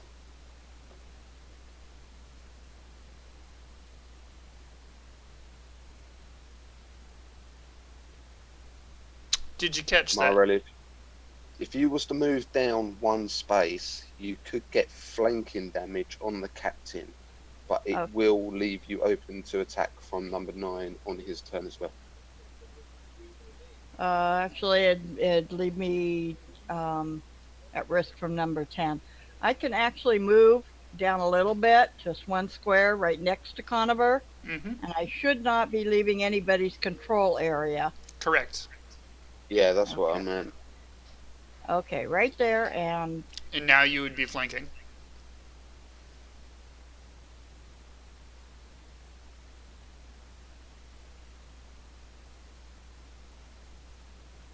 The kiss of life. Give me the kiss of life. So you move down and you take a jab at him, but you're just so distracted by losing Conovar and Vlad that you're kind of looking the other direction while you're taking the jab, and you just catch a sword full of air, unfortunately. Anything else you'd like to do? no, that's it for now. All right, sounds good. We've got Bandit 9 up next. He is flanking Aurelia, so he's going to just go ahead and take advantage of that. He's going to roll a 19 against your AC. Which was 18. For 4 damage. Okay. And so he does 4 damage to you. I think that's the first damage you've taken, though. The bandit captain, seeing that he has pummeled 2 people into submission, is going to spin around and without advantage take a couple shots at Norster and just land his axes right on your armor and not even kind of phase you. Just ping, ping, nothing.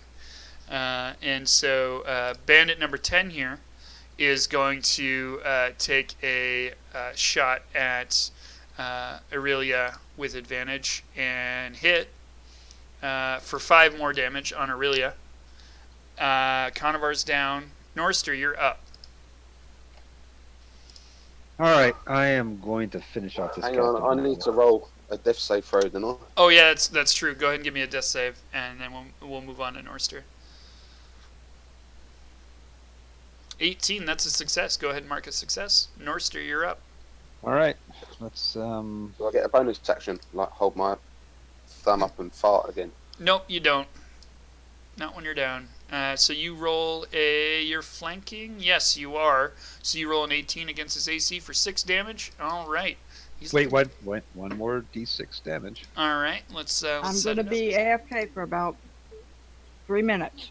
Sounds good. We're going to go on break here in a hot second, too. So you do 3 more damage. All right, he's looking real rough, guys. Looking real rough. Jenks and Banduru, you're up. Jenks moves here. Sounds good. How about you, Bandura?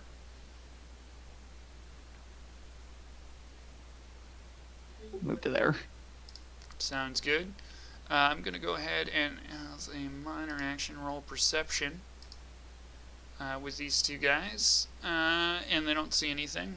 7 and 8 are going to.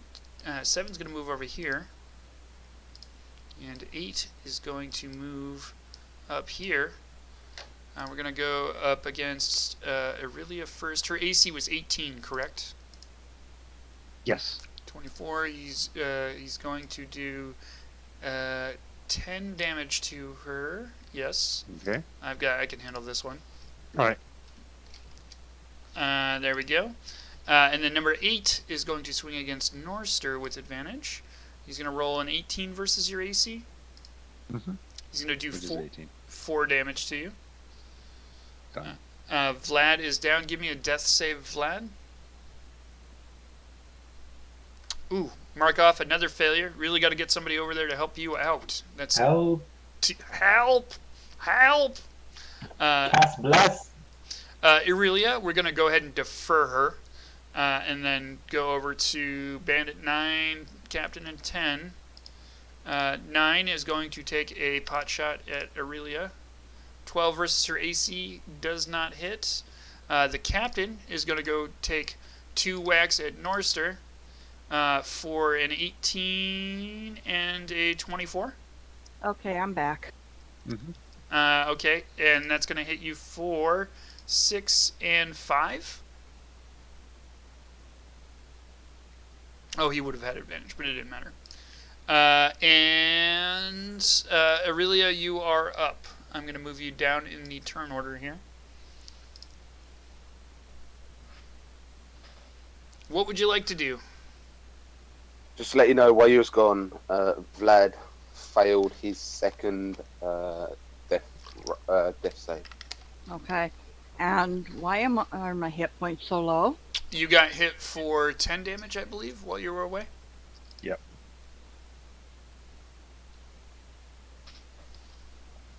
Ouch. Indeed. Okay. It was bandit number 9 that did that to you, BT Dubs. You should probably heal Vlad. I'm actually not sure she can physically get to him. Nope. The only person she can heal is Canavar. Yeah, I can't get to him without... Wait a minute. Yes, I can. Yes, I can. Aha! I am smart. I am smart. I am smart. Thank you for reminding me. I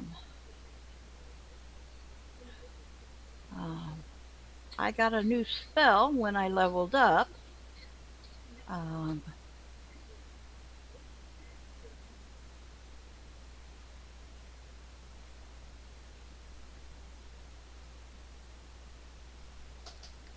What spell is that you're going to try Prayer to use? of Healing. Gotcha. Yeah, I can heal any 3 party members within 30 feet of myself, including myself. Sounds good. Wow, that's cool. So I'm going to heal myself, Vlad, and Conover. Sounds good. And me. Oh no, there's only 30. Is everybody within 30 feet or just 3 within 30 feet? 3 people within 30 feet of me. Okay. Yeah, So you 3. myself, Vlad, and Conover. Perfect. Sounds good. And I'm sorry, I hit it twice by accident. The first healing is the correct one. Sounds good. So each of you get 10 hit points. And those of you doing death saves come magically back to life. Can I keep hold of my 2 successes? Nope, those will just reset for you. So Bandit 10 is up unless Aurelia has something else that she would like to do. She needs to add 10 back to her. I think that takes my whole action. So Indeed it I think does. I'm done. Alright, sounds good. So Bandit 10... I fixed her health. Sounds good. Bandit 10 is going to take a shot with advantage at Aurelia for 15, but does not hit. Just swings that down and catches that infamous shield. Conovar, you're up, and you can actually do something. Yeah, no worries. First of all, I'm going to start humming the Rocky Balboa tune because I've been up, down, as many times as he is in his film. It's the Ryer the Kaiser. And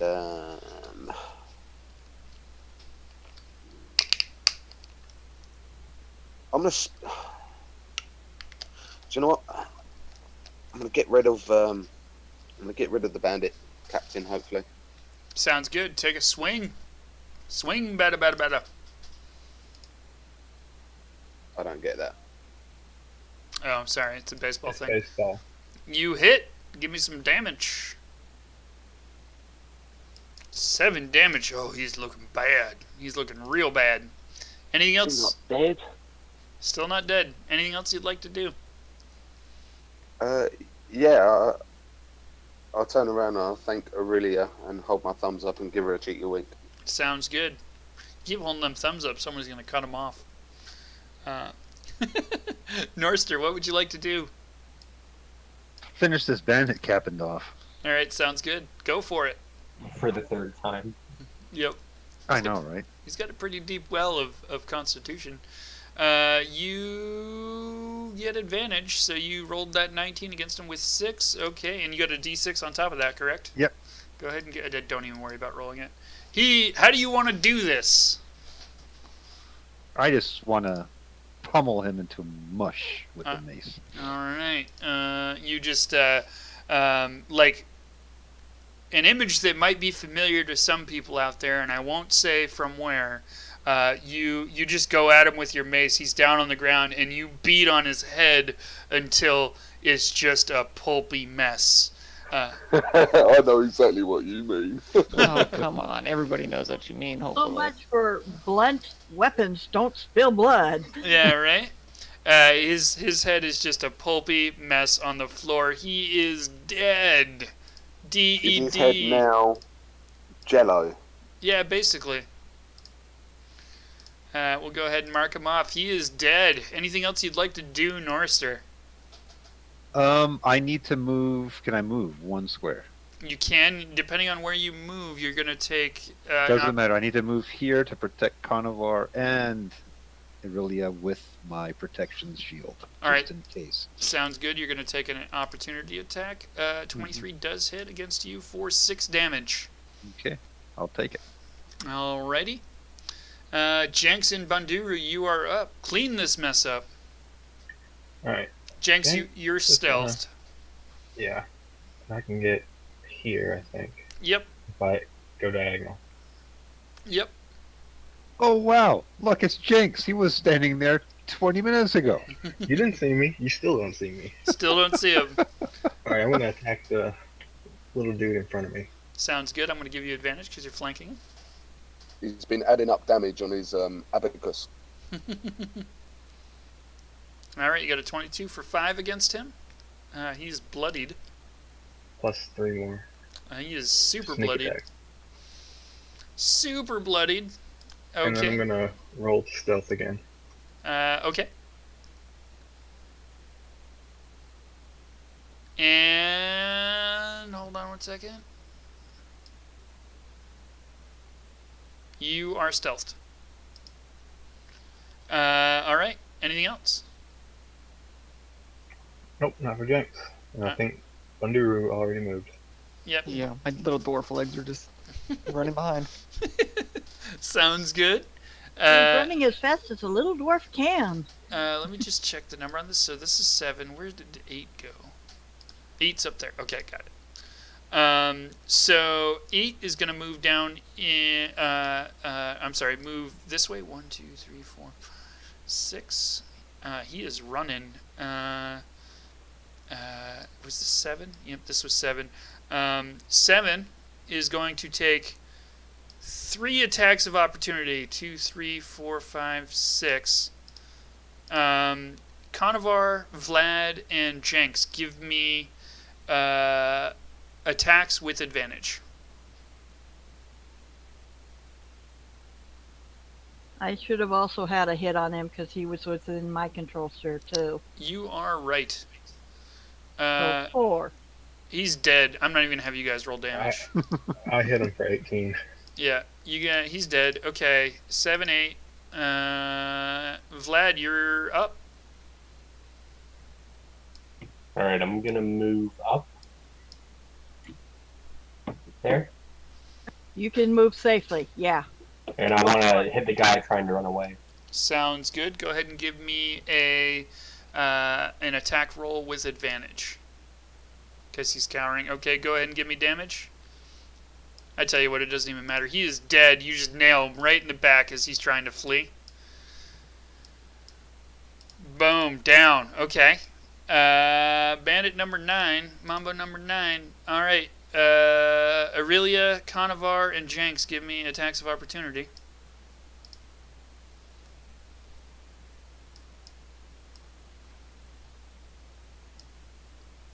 Am I still stealthed? Oh wait, I'd be flanking, so I still get sneak attack. Holy crap. Walker, roll Dear damage. Lord. You guys did terribly. So you did 7 damage plus the original rapier, correct? Yeah, 13. Yep. You have this signature move that seems to appear, and you just stick out your rapier and clothesline him and cleave head from body. He's down and dead. And he kind of rolls a little bit out into the hallway. Let's see. Can we stick that head in the bag of holding? You could if you wanted. Aurelia, you are up, and there is only one more guy standing near you, and his name is Bandit 10. Okay. Let's see. He's right there. Let's see if I can Sacred Flame him. Oh, wait. No, I already used that. Okay. So, let's see. What else do I still have? Is Sacred Flame not a cantrip? Oh, it is. You're right. You can So use I it. can use it again. Yes, you can. I'm going to. You light his sacred ass on fire.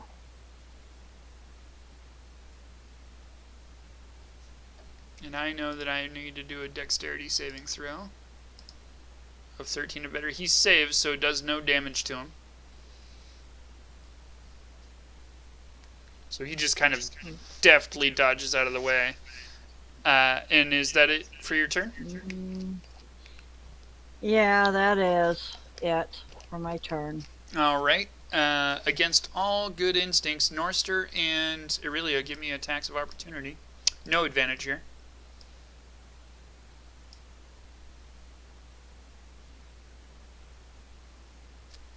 All right. Norster cracks him right in the leg, and unfortunately, Aurelia can't quite recover from that sacred flame in time to get him. You bash him in the leg, but he keeps on moving. 1, 2, and he is over here. What would you like to do? Conovar. Oh, and he's bloodied, by the way. Yeah, I'm gonna So, You can probably hit him with your longbow. yeah, I was about to say, where's he gone? I'm gonna give him disadvantage if he takes a shot at him from there. Right.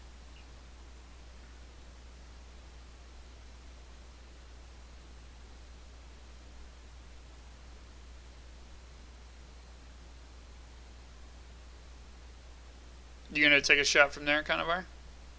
Move to here. No, hang on. 5, 10, 15, 20, 25, 30. Yeah, I'm gonna move to there. All right, Take a shot at him with my longbow. all right. You're still gonna take disadvantage, but still go ahead and give it a roll.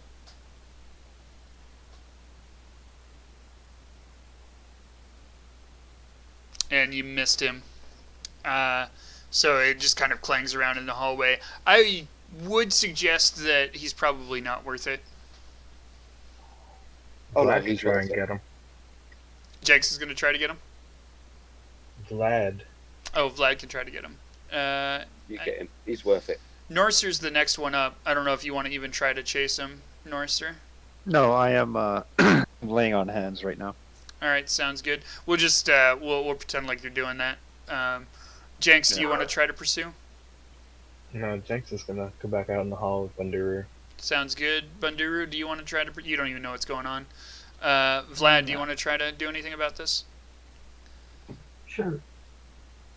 All right, go ahead. And if you were to move just beyond the other side of the door, you would not have disadvantage. Yeah, there you go. Take a whale at him. And you hit him. Go ahead and roll damage. All right. And so you manage to nail him. He falls flat on his face and skids for about 2 feet. He is dead. D-E-D, dead. And that concludes this encounter. Wait, we still have Bandit 2 that's showing life signs. Bandit 2. I'm pretty sure he died in the very beginning. That was me. That was, Oh God, that's okay. That was you. Okay. That's Vlad. I think I was gonna kill Vlad. Yeah, right. So at this point, we're going to take a short intermission, something like 7 minutes or so. Cool. Everybody can go to the bathroom, all of those kinds of things, and Nice. we'll roll the backstory for folks while we're doing that. So we'll see you guys back here in a few minutes.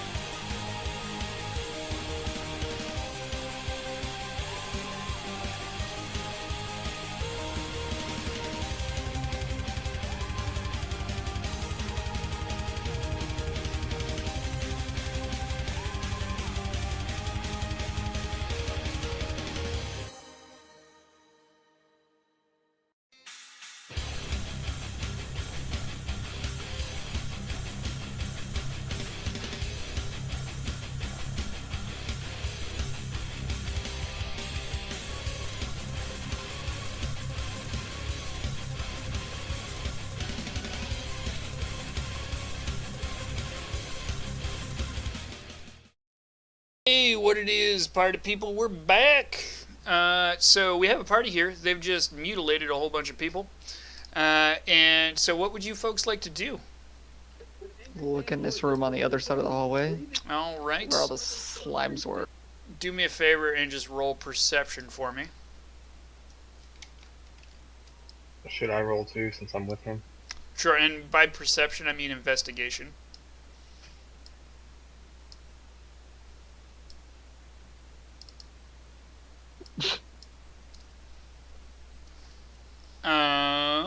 You guys searched the entire keep, and things seem to be more or less how you left them.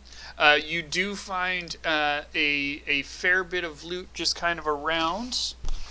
Let me go ahead and just take a quick peek here. Okay, let's see. I think it's is it humans? I had a page saved here. I will look up the loot in just a second. The bandit captain had some stuff on him. And I'll need to look that up in a second. But for the most part, the rest of the keep, you found some martial weapons laying around, some short swords and some bows and stuff. But nothing particularly interesting, other than the loot that you found on the actual bandits. Here he is, bandit captain. Okay. Would a short rest be long enough to memorize detect magic? What is the description on detect magic? Is it a daily or an encounter spell? Or actually, no. You do you already have it slotted? No, I don't have it slotted. It's one of my, well, actually, yes, it would be slotted, but it's got a red dot by it, but which I don't understand what that means. I'm pretty sure you need a long rest to make that happen, just as a function of how I'm where we're at. I'm not sure that would particularly help you anyway. Just going to throw that out there. But I will tell it to you. First of all, have you guys rested as much as you would like? I would like a short rest. Okay. And we can, even if we have a short rest, we can roll hit die, can't we? Yep. Jenks is going to dig through the pockets of the captain. Sounds good. Go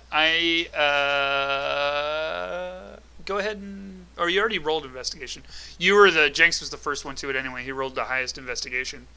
And you did find 6 earrings. 6, not Do 5. I notice anything about the earrings? Roll Arcana for me. With disadvantage. Nope, you're just playing earrings. I put them in my pocket. Sounds good. They're gold. And you guys also found about 200 gold pieces that you can split amongst yourselves evenly. As it stands, Jenks found approximately half of that gold. So Jenks found 100 of it himself. And Bunduru and Vlad found 50 apiece as they were kind of searching around and investigating. Can I roll a check to see if I notice Jenks once again pocketing some stuff? Sure, absolutely. Jenks, do me a favor and roll sleight of hand, and Conovar, roll perception.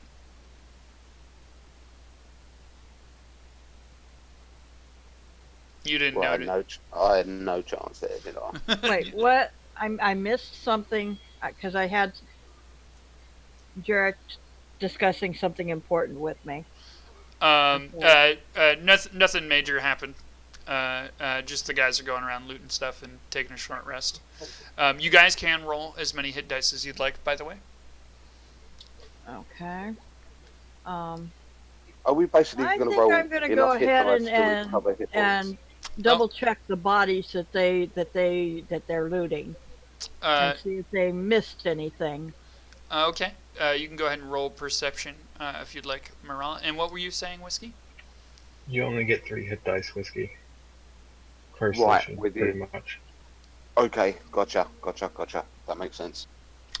He only rolled 2, correct? Or did I miss one? No, I was just Oh, Yeah, I telling only him what he roll was 2. asking. I only need 2. But you say roll as many hit dice as you want. yeah, up to your obviously, limit, of course. you do that. Yeah. But he just explained you only get 3 rolls. Otherwise, Right. you might as well just put your HP right back up. Well, if you were to get into another fight right now, they wouldn't come back. Your hit dice are set per day. You get 3 per day. No worries. So, Marala, or Irelia, you do not notice anything else on the bodies. Anybody else? Would you like to do anything else during this short rest?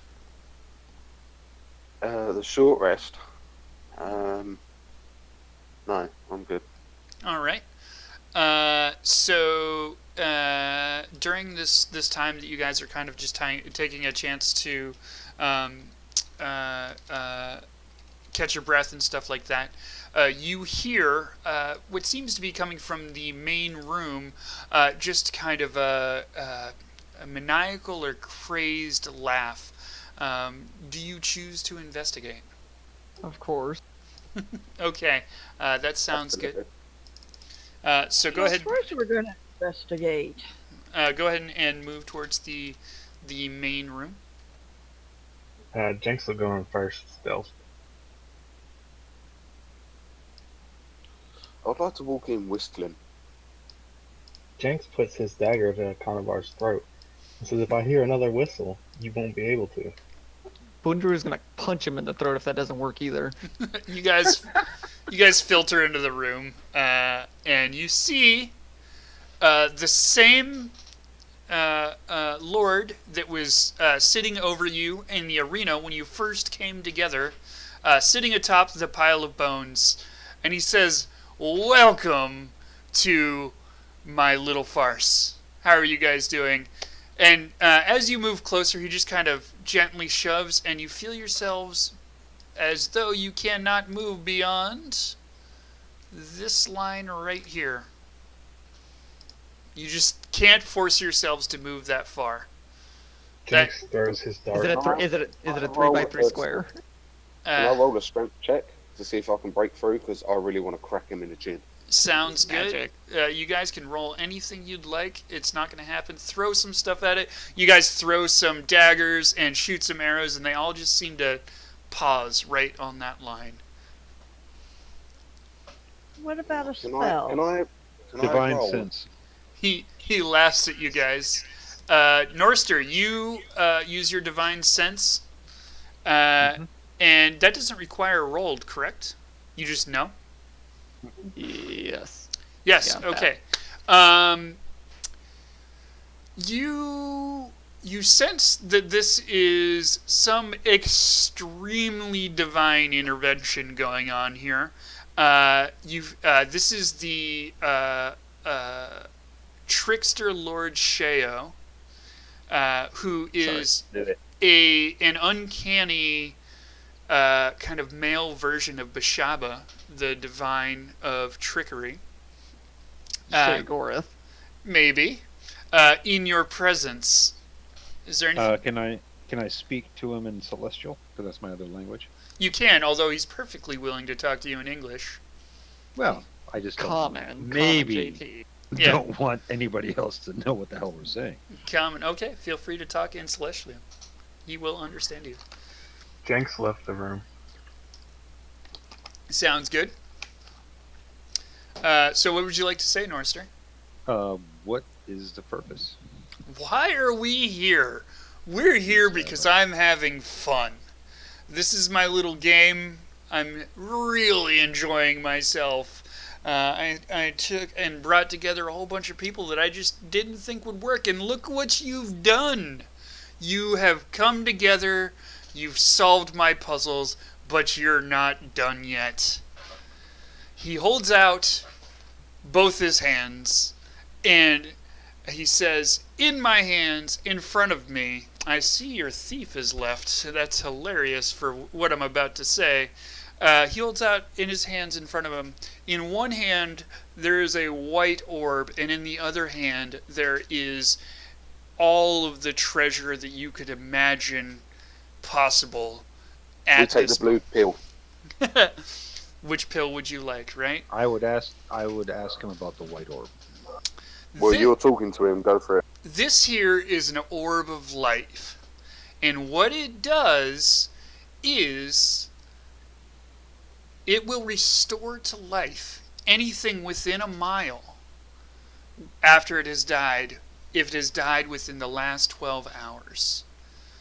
I'll take the orb of light treasure. Matters not. Now hold for a moment, for each of these prizes has a consequence. Jenks is trying to sneak up on him, and he goes Jenks takes the boosh treasure. against the back wall, and he takes 2d8 damage. Oh shit. Oh. He takes 8 damage. Flew through a door, no less, and he's prone and paralyzed. He can't get up. I need that orb of life now because he's dead.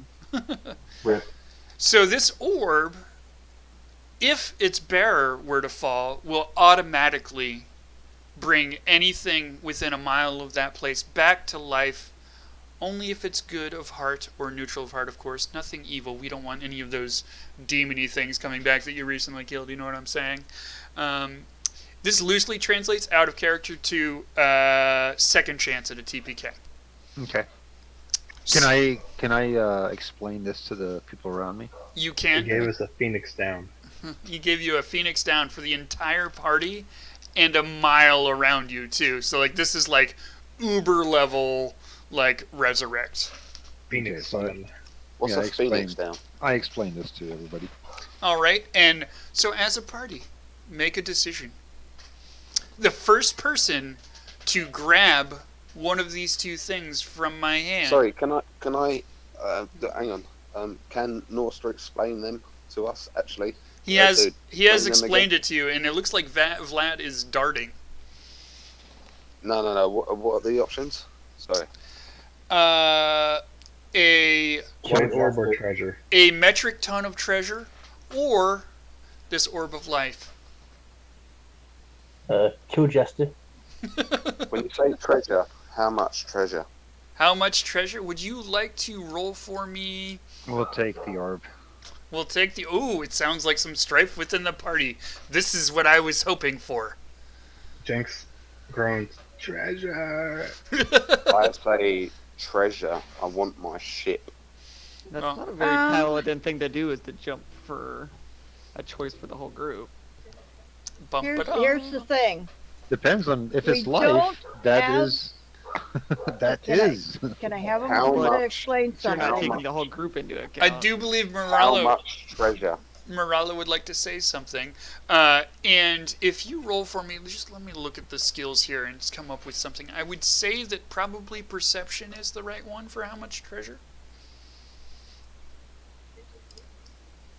Yeah, go ahead and give me a perception roll. Can everyone roll? It's a lot of treasure.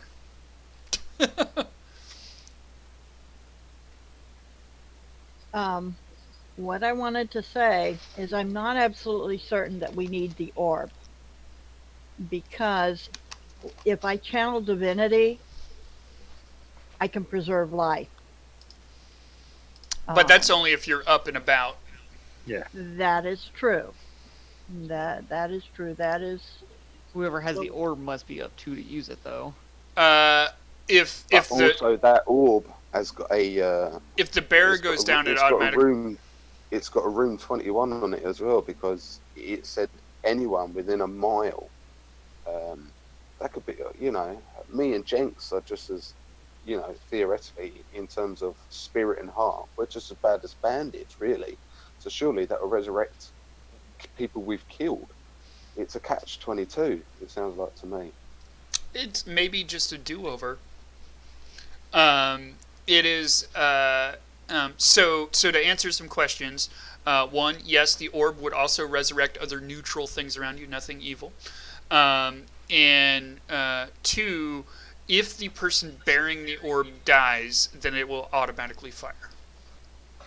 Dies, though, not knocked out. Okay, question still stands. How much treasure? So Jenks is the only person that really understands kind of how much treasure is there, and it is Of course. over 3,000 gold worth of gems and gold. Jenks yells, "Treasure! Treasure!" Treasure! Okay. Also, Jinx will then Now pocket it as well. I missed something because my browser tried to crash on me. What was the consequence for the orb, and what was the consequence for the treasure? You don't know. Things have consequences. Both things have consequences. I don't trust the orb. As a paladin who trusts Take life, the orb and we sell it. must- we must Jenks go with life. crawls while everyone's You arguing. should've You trust about can't that crawl. logic. You're already unconscious over there. I'm conscious. You're gonna get knocked out, boy. No, but Both the you're, ones. you're paralyzed, Jenks. You can't move. There you go. Can I roll a charisma check on Banduru and Norstar to try and convince them that with gold they can invest in maybe a orphanage or something and do more good long term than just resurrecting possible bandits and wolves and Go ahead. any other I means. suspect I'm already. I'm not convinced by the orb because it's a divine object, and we're Well, just for, committed to our just for certain Norstar ones. then. So, Can I roll a I charisma? suspect they're roughly equal in value, the treasure and the orb. That would make sense. roll persuasion, Conovar. And anybody that you would like to convince, go ahead and list them off again. Do a charisma save against his persuasion. Okay. Okay, who do I need to convince? Norstar? It's It me. seems just you. Okay. Norstar, blah, blah, blah, blah, this is why. Should we be messing with Have you rolled it yet? Okay. Yeah, I did. roll. I rolled a 14. Ooh, Norster seems convinced. I would like to point out that Sheo said first one to grab one of these things Yeah, I gets it. tried to grab one, but he threw me There's back a against the barrier. wall We can't- again. We can't get past that barrier. Here, let's fix that. He says, 1, 2, 3, go. Jenks grabs treasure. Well, everybody rolls something. Initiative. What do we roll for it? You roll Well, some, Initiative? roll a skill of your choice, and then give me the flavor for how you use that to grab it first. And whoever rolls the highest gets it. Dear Lord! Norster, Sergeant, you can't roll a strength save. That's not a skill. So far, Boondle has the choice. Do I get the disadvantage? Everybody just takes normal. So, Boondle, Bunduru, you get to choose what you grab. But you got to tell me what you did with your athletics roll. What I did with my athletics roll. So as I saw with Jenks getting thrown across the room, I didn't try to sneak up on him, Mm-hmm. and just kind of as everybody else was freaking out, doing what they were doing with Norster, trying to strengthen his way through this barrier, and I just kind of not how Waddled. athletically I would do this. I would just You kind of waddled. run up Waddled. there. Athletics Jingle, covers jingle, running. jingle, jingle up there. So yeah, I kind of ran up there just like he said. Didn't do anything tricky. Yeah. And since I didn't trust a divine object, I took the treasure. That sounds good. All right. Add to your inventory, Bunduru, 3,000 gold pieces worth of gems and gold. We'll just call it all gold pieces. How He, is heavy? He takes a moment to convert all of the gems in the pile to gold pieces for you. Can I And roll insight because it was over 3,000? good call. I did say that. It's 3,222. Let's call it. Lovely. and he notices that you're kind of suffering under the weight of so much gold, so he turns it into a banknote. There you go. One check for $3,222, and he hands it over to you. Anything else you folks would like to do? Yeah, that check note. What language is it written in? Common. It's everywhere. Yep. And, It's has it redeemable at a any. redeemable? Our American Express prepaid card. Yeah, pretty much. Redeemable at Amazon. I would like to convince Bunduru to tear it into 6 equal pieces for us to share. Oh, I was gonna do that anyways. I am good. All I right, wasn't so gonna steal anything. you look at it and you're about to tear it into 6 equal pieces, and Sheo says, "No, I've got this." And he goes, "Bah, 6 checks. There you go for equal amounts. That's 537 gold per person. There you go. $537 check to each of you." He says, "Thank you very much for your time. Enjoy the consequences," and bows and fades away. He just kind of falls into the pile of bones. You guys are all by your lonesome now. What would you like to do?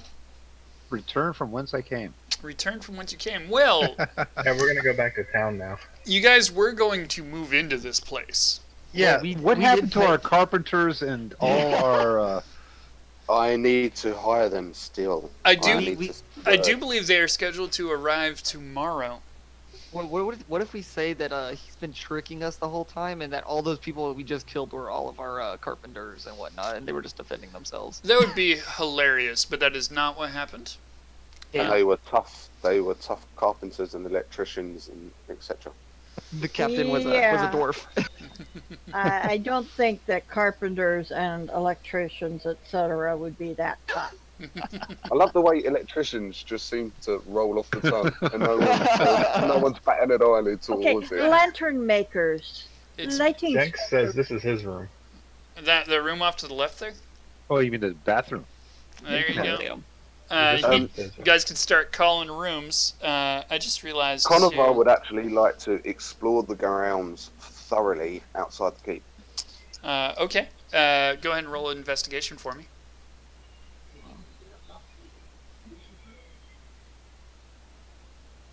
And do me a favor. Son of a- Also roll perception. Yeah, you have literally no idea what's going on. Can I investigate the? Is there a I like- stream? I'll take the nearby? room with the tents. With the Did tents and the fire. Conovar notice a stream nearby? A stream? There is a stream nearby. Then Conovar would just like to walk to the stream, take his boots off, and dangle I'll his take feet in the cold. the tent closest to the campfire. Sounds good. Conovar, you're out by the stream, correct? Yes, I would like to be outside. You would like to be outside. You're just kind of kicking back in your lawn chair. Would anybody else like to Yep. join him? Yeah, I want to explore the whole keep thoroughly. Sounds good. Can you do me a favor as well, Mirala? Can you roll perception and investigation?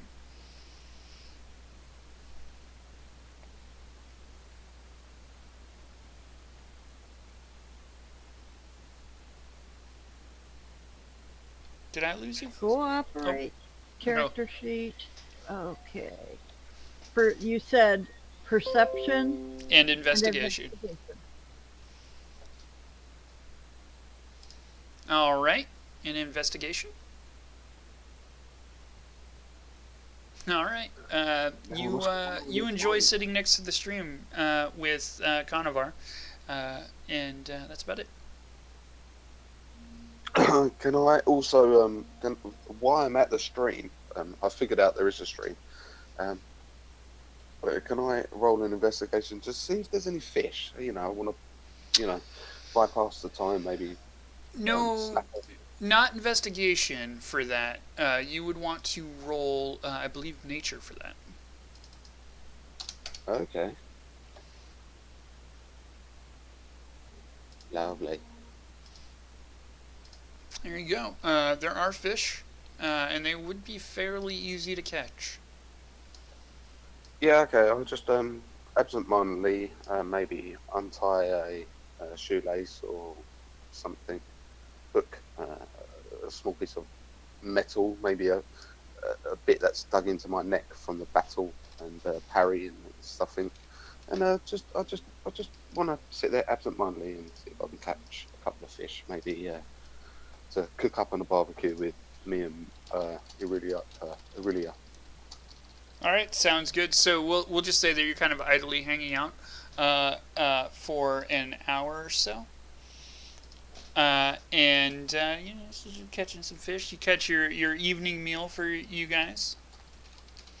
Would anybody else? Yeah, in the treasure room that was there off to the side, that's like the one room we can't see all the walls of. It's got all the rocks in it. Is there a way that we could expand that room into something larger?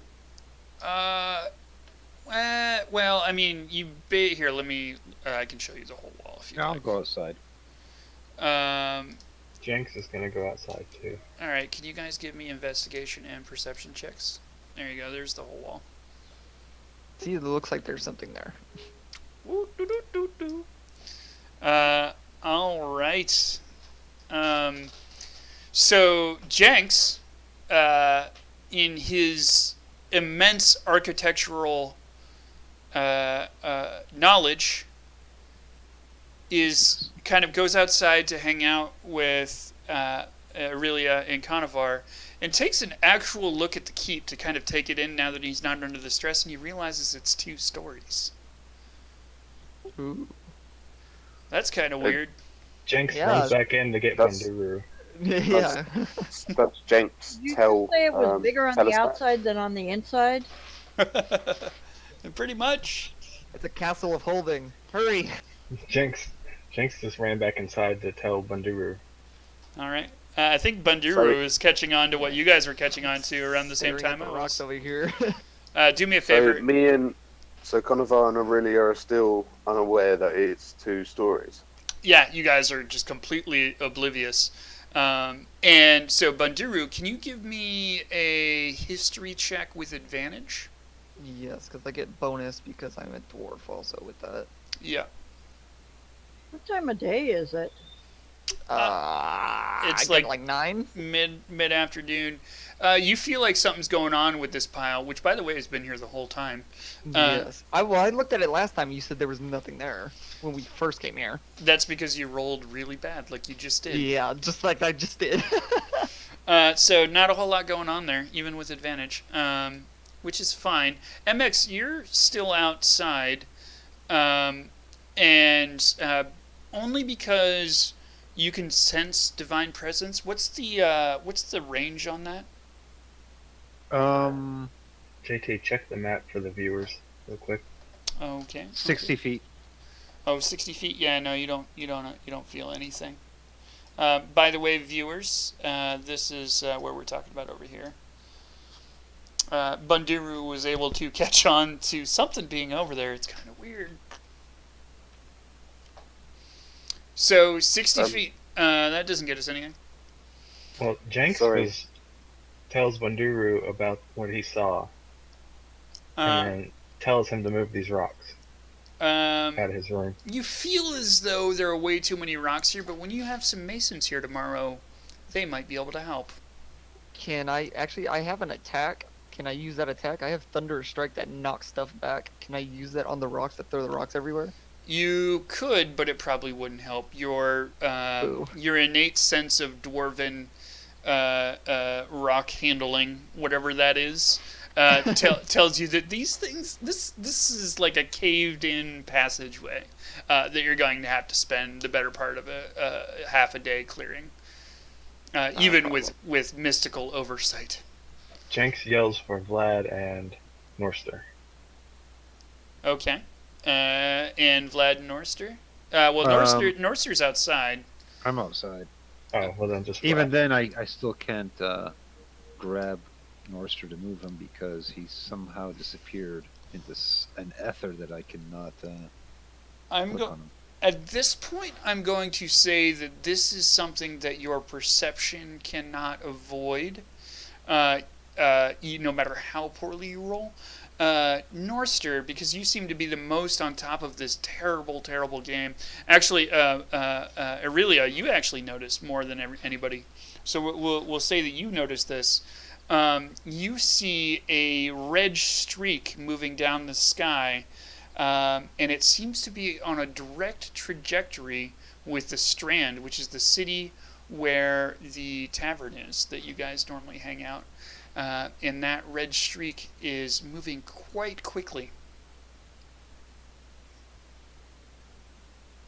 Does Grab Aurelia- Conover and tell him we got to get inside now. Oh, you get okay. Would you folks like to come inside? Can I role play really quickly? Absolutely. JT, you're gonna have to drag me in because Aurelia, my character's. why? What's wrong? Why do we need to move inside?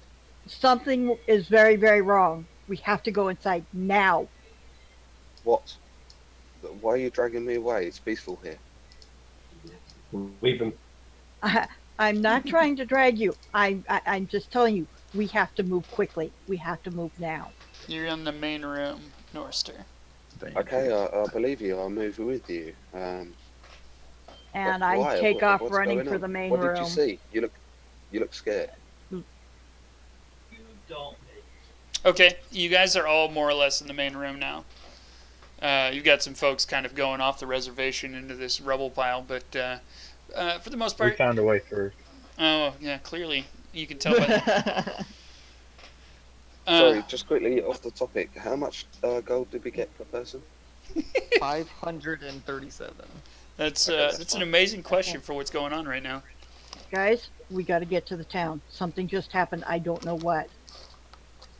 But something is I'm heading running for the towards that. town. Something We have to get bad. to town. Let's do it. Let's Uh, go. All right, sounds All right. good. We are entering a skill challenge. I'm going to do some drawing on the board here. I'm going to put everybody in a line. This is more representative of the trip you guys are taking to town. Please don't move. I will take your movement ability away from you. Aurelia. The voice from above speak. All right, here we go. There's a line here. Wait, so we're all going to town? It depends. You can talk that out if you'd like. And then there's a line here. I'm gonna go I'm going to town. I've got some friends there over there.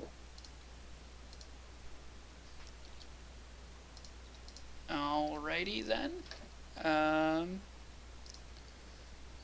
drawing shapes. There's a line here. Can people see those lines? We can. Okay. Mhm. You guys are headed back to town. You get 3 failures. And you need to make it up to that line. Each time you get a success, you move forward 1 as a group. If you get 3 failures, which I'll draw over here. Oh, that's not the draw button. Over here, and we'll fill these in every time you get a failure. You fail. Here's the halfway mark. And each one of you, we're going to work in order from Norster to the right. So Norster, Conovar, Vlad, Aurelia, Bunduru, and Jenks in that order.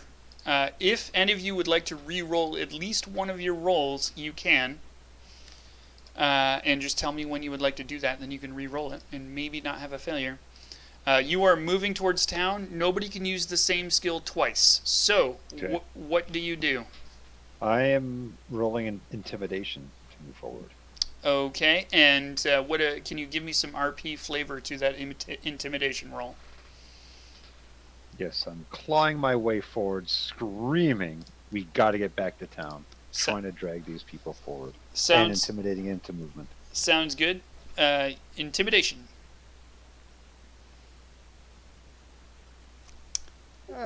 Critical failure. Dude, you need to work on your prep talk.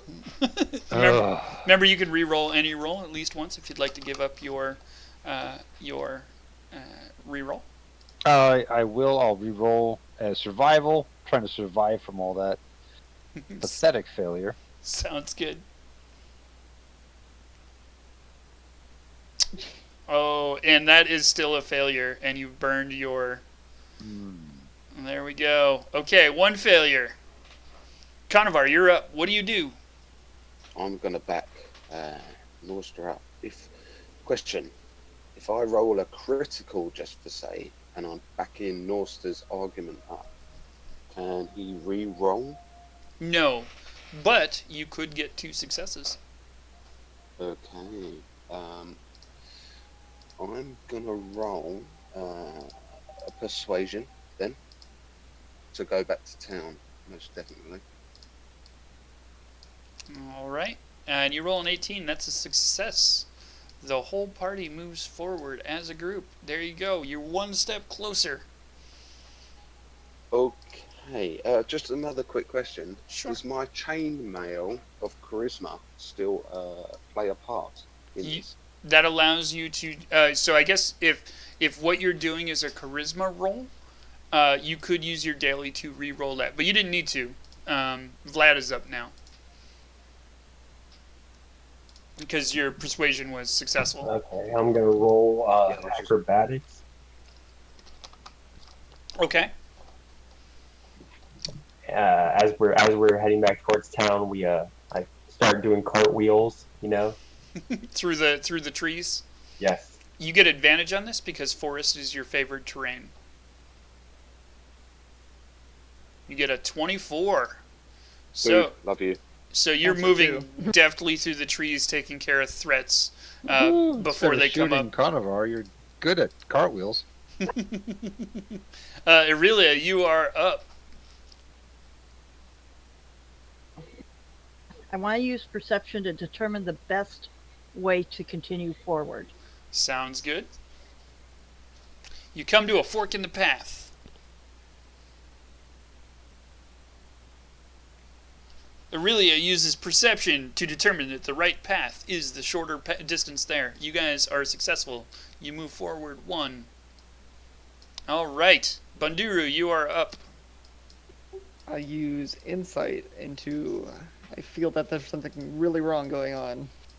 I am going to... You're going to have to give me something else. Insight is for reading other people. Yeah, it's a skill check, though. Okay, how about this? You guys are... I feel that somebody feels that there's something really, really wrong happening. I got something better. Something is really You come wrong. to a bridge. There's bandits on the bridge. You use insight against him to determine. Roll insight.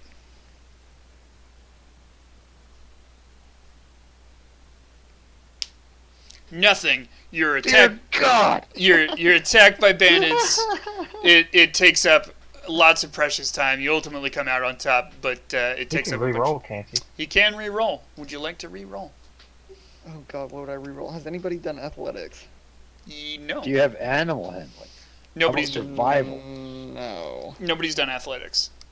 Athletics, I have one of the best. It's one of my choice skills. Okay. Go ahead and give us some athletics. No. Unfortunately, that does not pass. You burned your extra. Let me just switch over to my freehand tool here. Blah, blah, blah, blah, blah, blah, blah.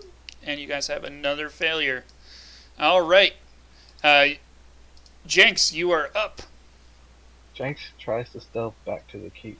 Sounds good. He tries to stealth around all the various enemies, and he stealths up behind them, and he kills them all before the party ever gets there. That is not what I said. I know. Oh, wait, he tries to stealth back to the keep. All right. On his way, stealthing back, he manages to kill a bunch of people that would have been in the party's way. There you go. Jenks is no longer with the party. Norster, we are up, but pause really quickly because we've reached the halfway mark. You can now see that streak zooming towards town is a giant dragon. Oh, what the hell? Okay. Okay, I want to go home. I'm going to roll animal handling, screaming, "Oh my God, it's a dragon! We really need to get there quick." All right, sounds good. Give me an animal handling roll. You manage to wrangle some moose out of like thin air somehow. 5 of them specifically for you guys to ride, and that gets you to town ever so much more quickly. Conovar, you are up. I am up. I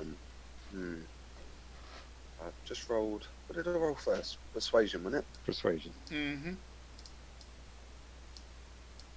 Okay, I want to roll Deception and say that wasn't a dragon. It was merely a whiff in the clouds to hasten the party forward a bit. All right, sounds good. And although the party doesn't believe you, because they can see the dragon as well, they enjoy that you're trying to boost morale and give it their extra all just for you anyway. And so everyone gets advantage on the next rolls, yeah? No, they're just moving a little bit faster. Toot sweet, right? Boom, boom, boom. Vlad, you're up. All right. It's all up to you. You are literally the last roll. No pressure. So I can roll for anything except what I already rolled for? What anybody has Correct. rolled for, yeah. JT, question. Can we skip a roll and shove it on to the next person? No. I'm going to roll for nature. All right, that sounds good. And do remember to that you get avoid something. do remember that you get advantage too. Unfortunately, Vlad, You can re-roll it. you can re-roll that. Feel free to re-roll. Can I re-roll for nature? You cannot. Vlad tries to pull you through a shortcut, and you guys get lost in the underbrush. It sucks. So I have to roll something that hasn't been rolled, right? Yep. Oh, we're fucked, guys. No, you're right. I'll roll for medicine Sounds good. to put some ointment on our poison ivy we got from getting lost. Sounds good. You guys were really getting slowed down by all those thorns and poison ivy, and Come on. Yes! Vlad manages to work up a poultice that makes it all work out. You guys get to town just in time to have that dragon crash down into the center of town, and he's just laying waste to everything around. Near as you can tell, hundreds of people are just dying to him. He's just snatching them up and eating them and throwing them into walls, and it's just fucking carnage. Okay, Conover would like to walk up to the dragon whistling melancholy. Oh dear lord, can I grab him before he even Let the steps dragon forward? eat his ass. Let the dragon eat his ass if it happens. So that's rough. Well, so before we actually make that canon, we'll pop out into OBS here, and that, my friends, is episode 3 of our Dungeons and Dragons crawl. No, you can't do that. What will happen? I wanted to see what was upstairs, damn it! What will happen next time? For those of us watching us on Twitch and not YouTube, we will be around for an after show to hang out and talk about fun things and stuff like that. But thank you very much for watching, and we will see you next time. If you like what you saw, make sure you follow, like, subscribe, all that jazz. Talk to you later. Bye-bye.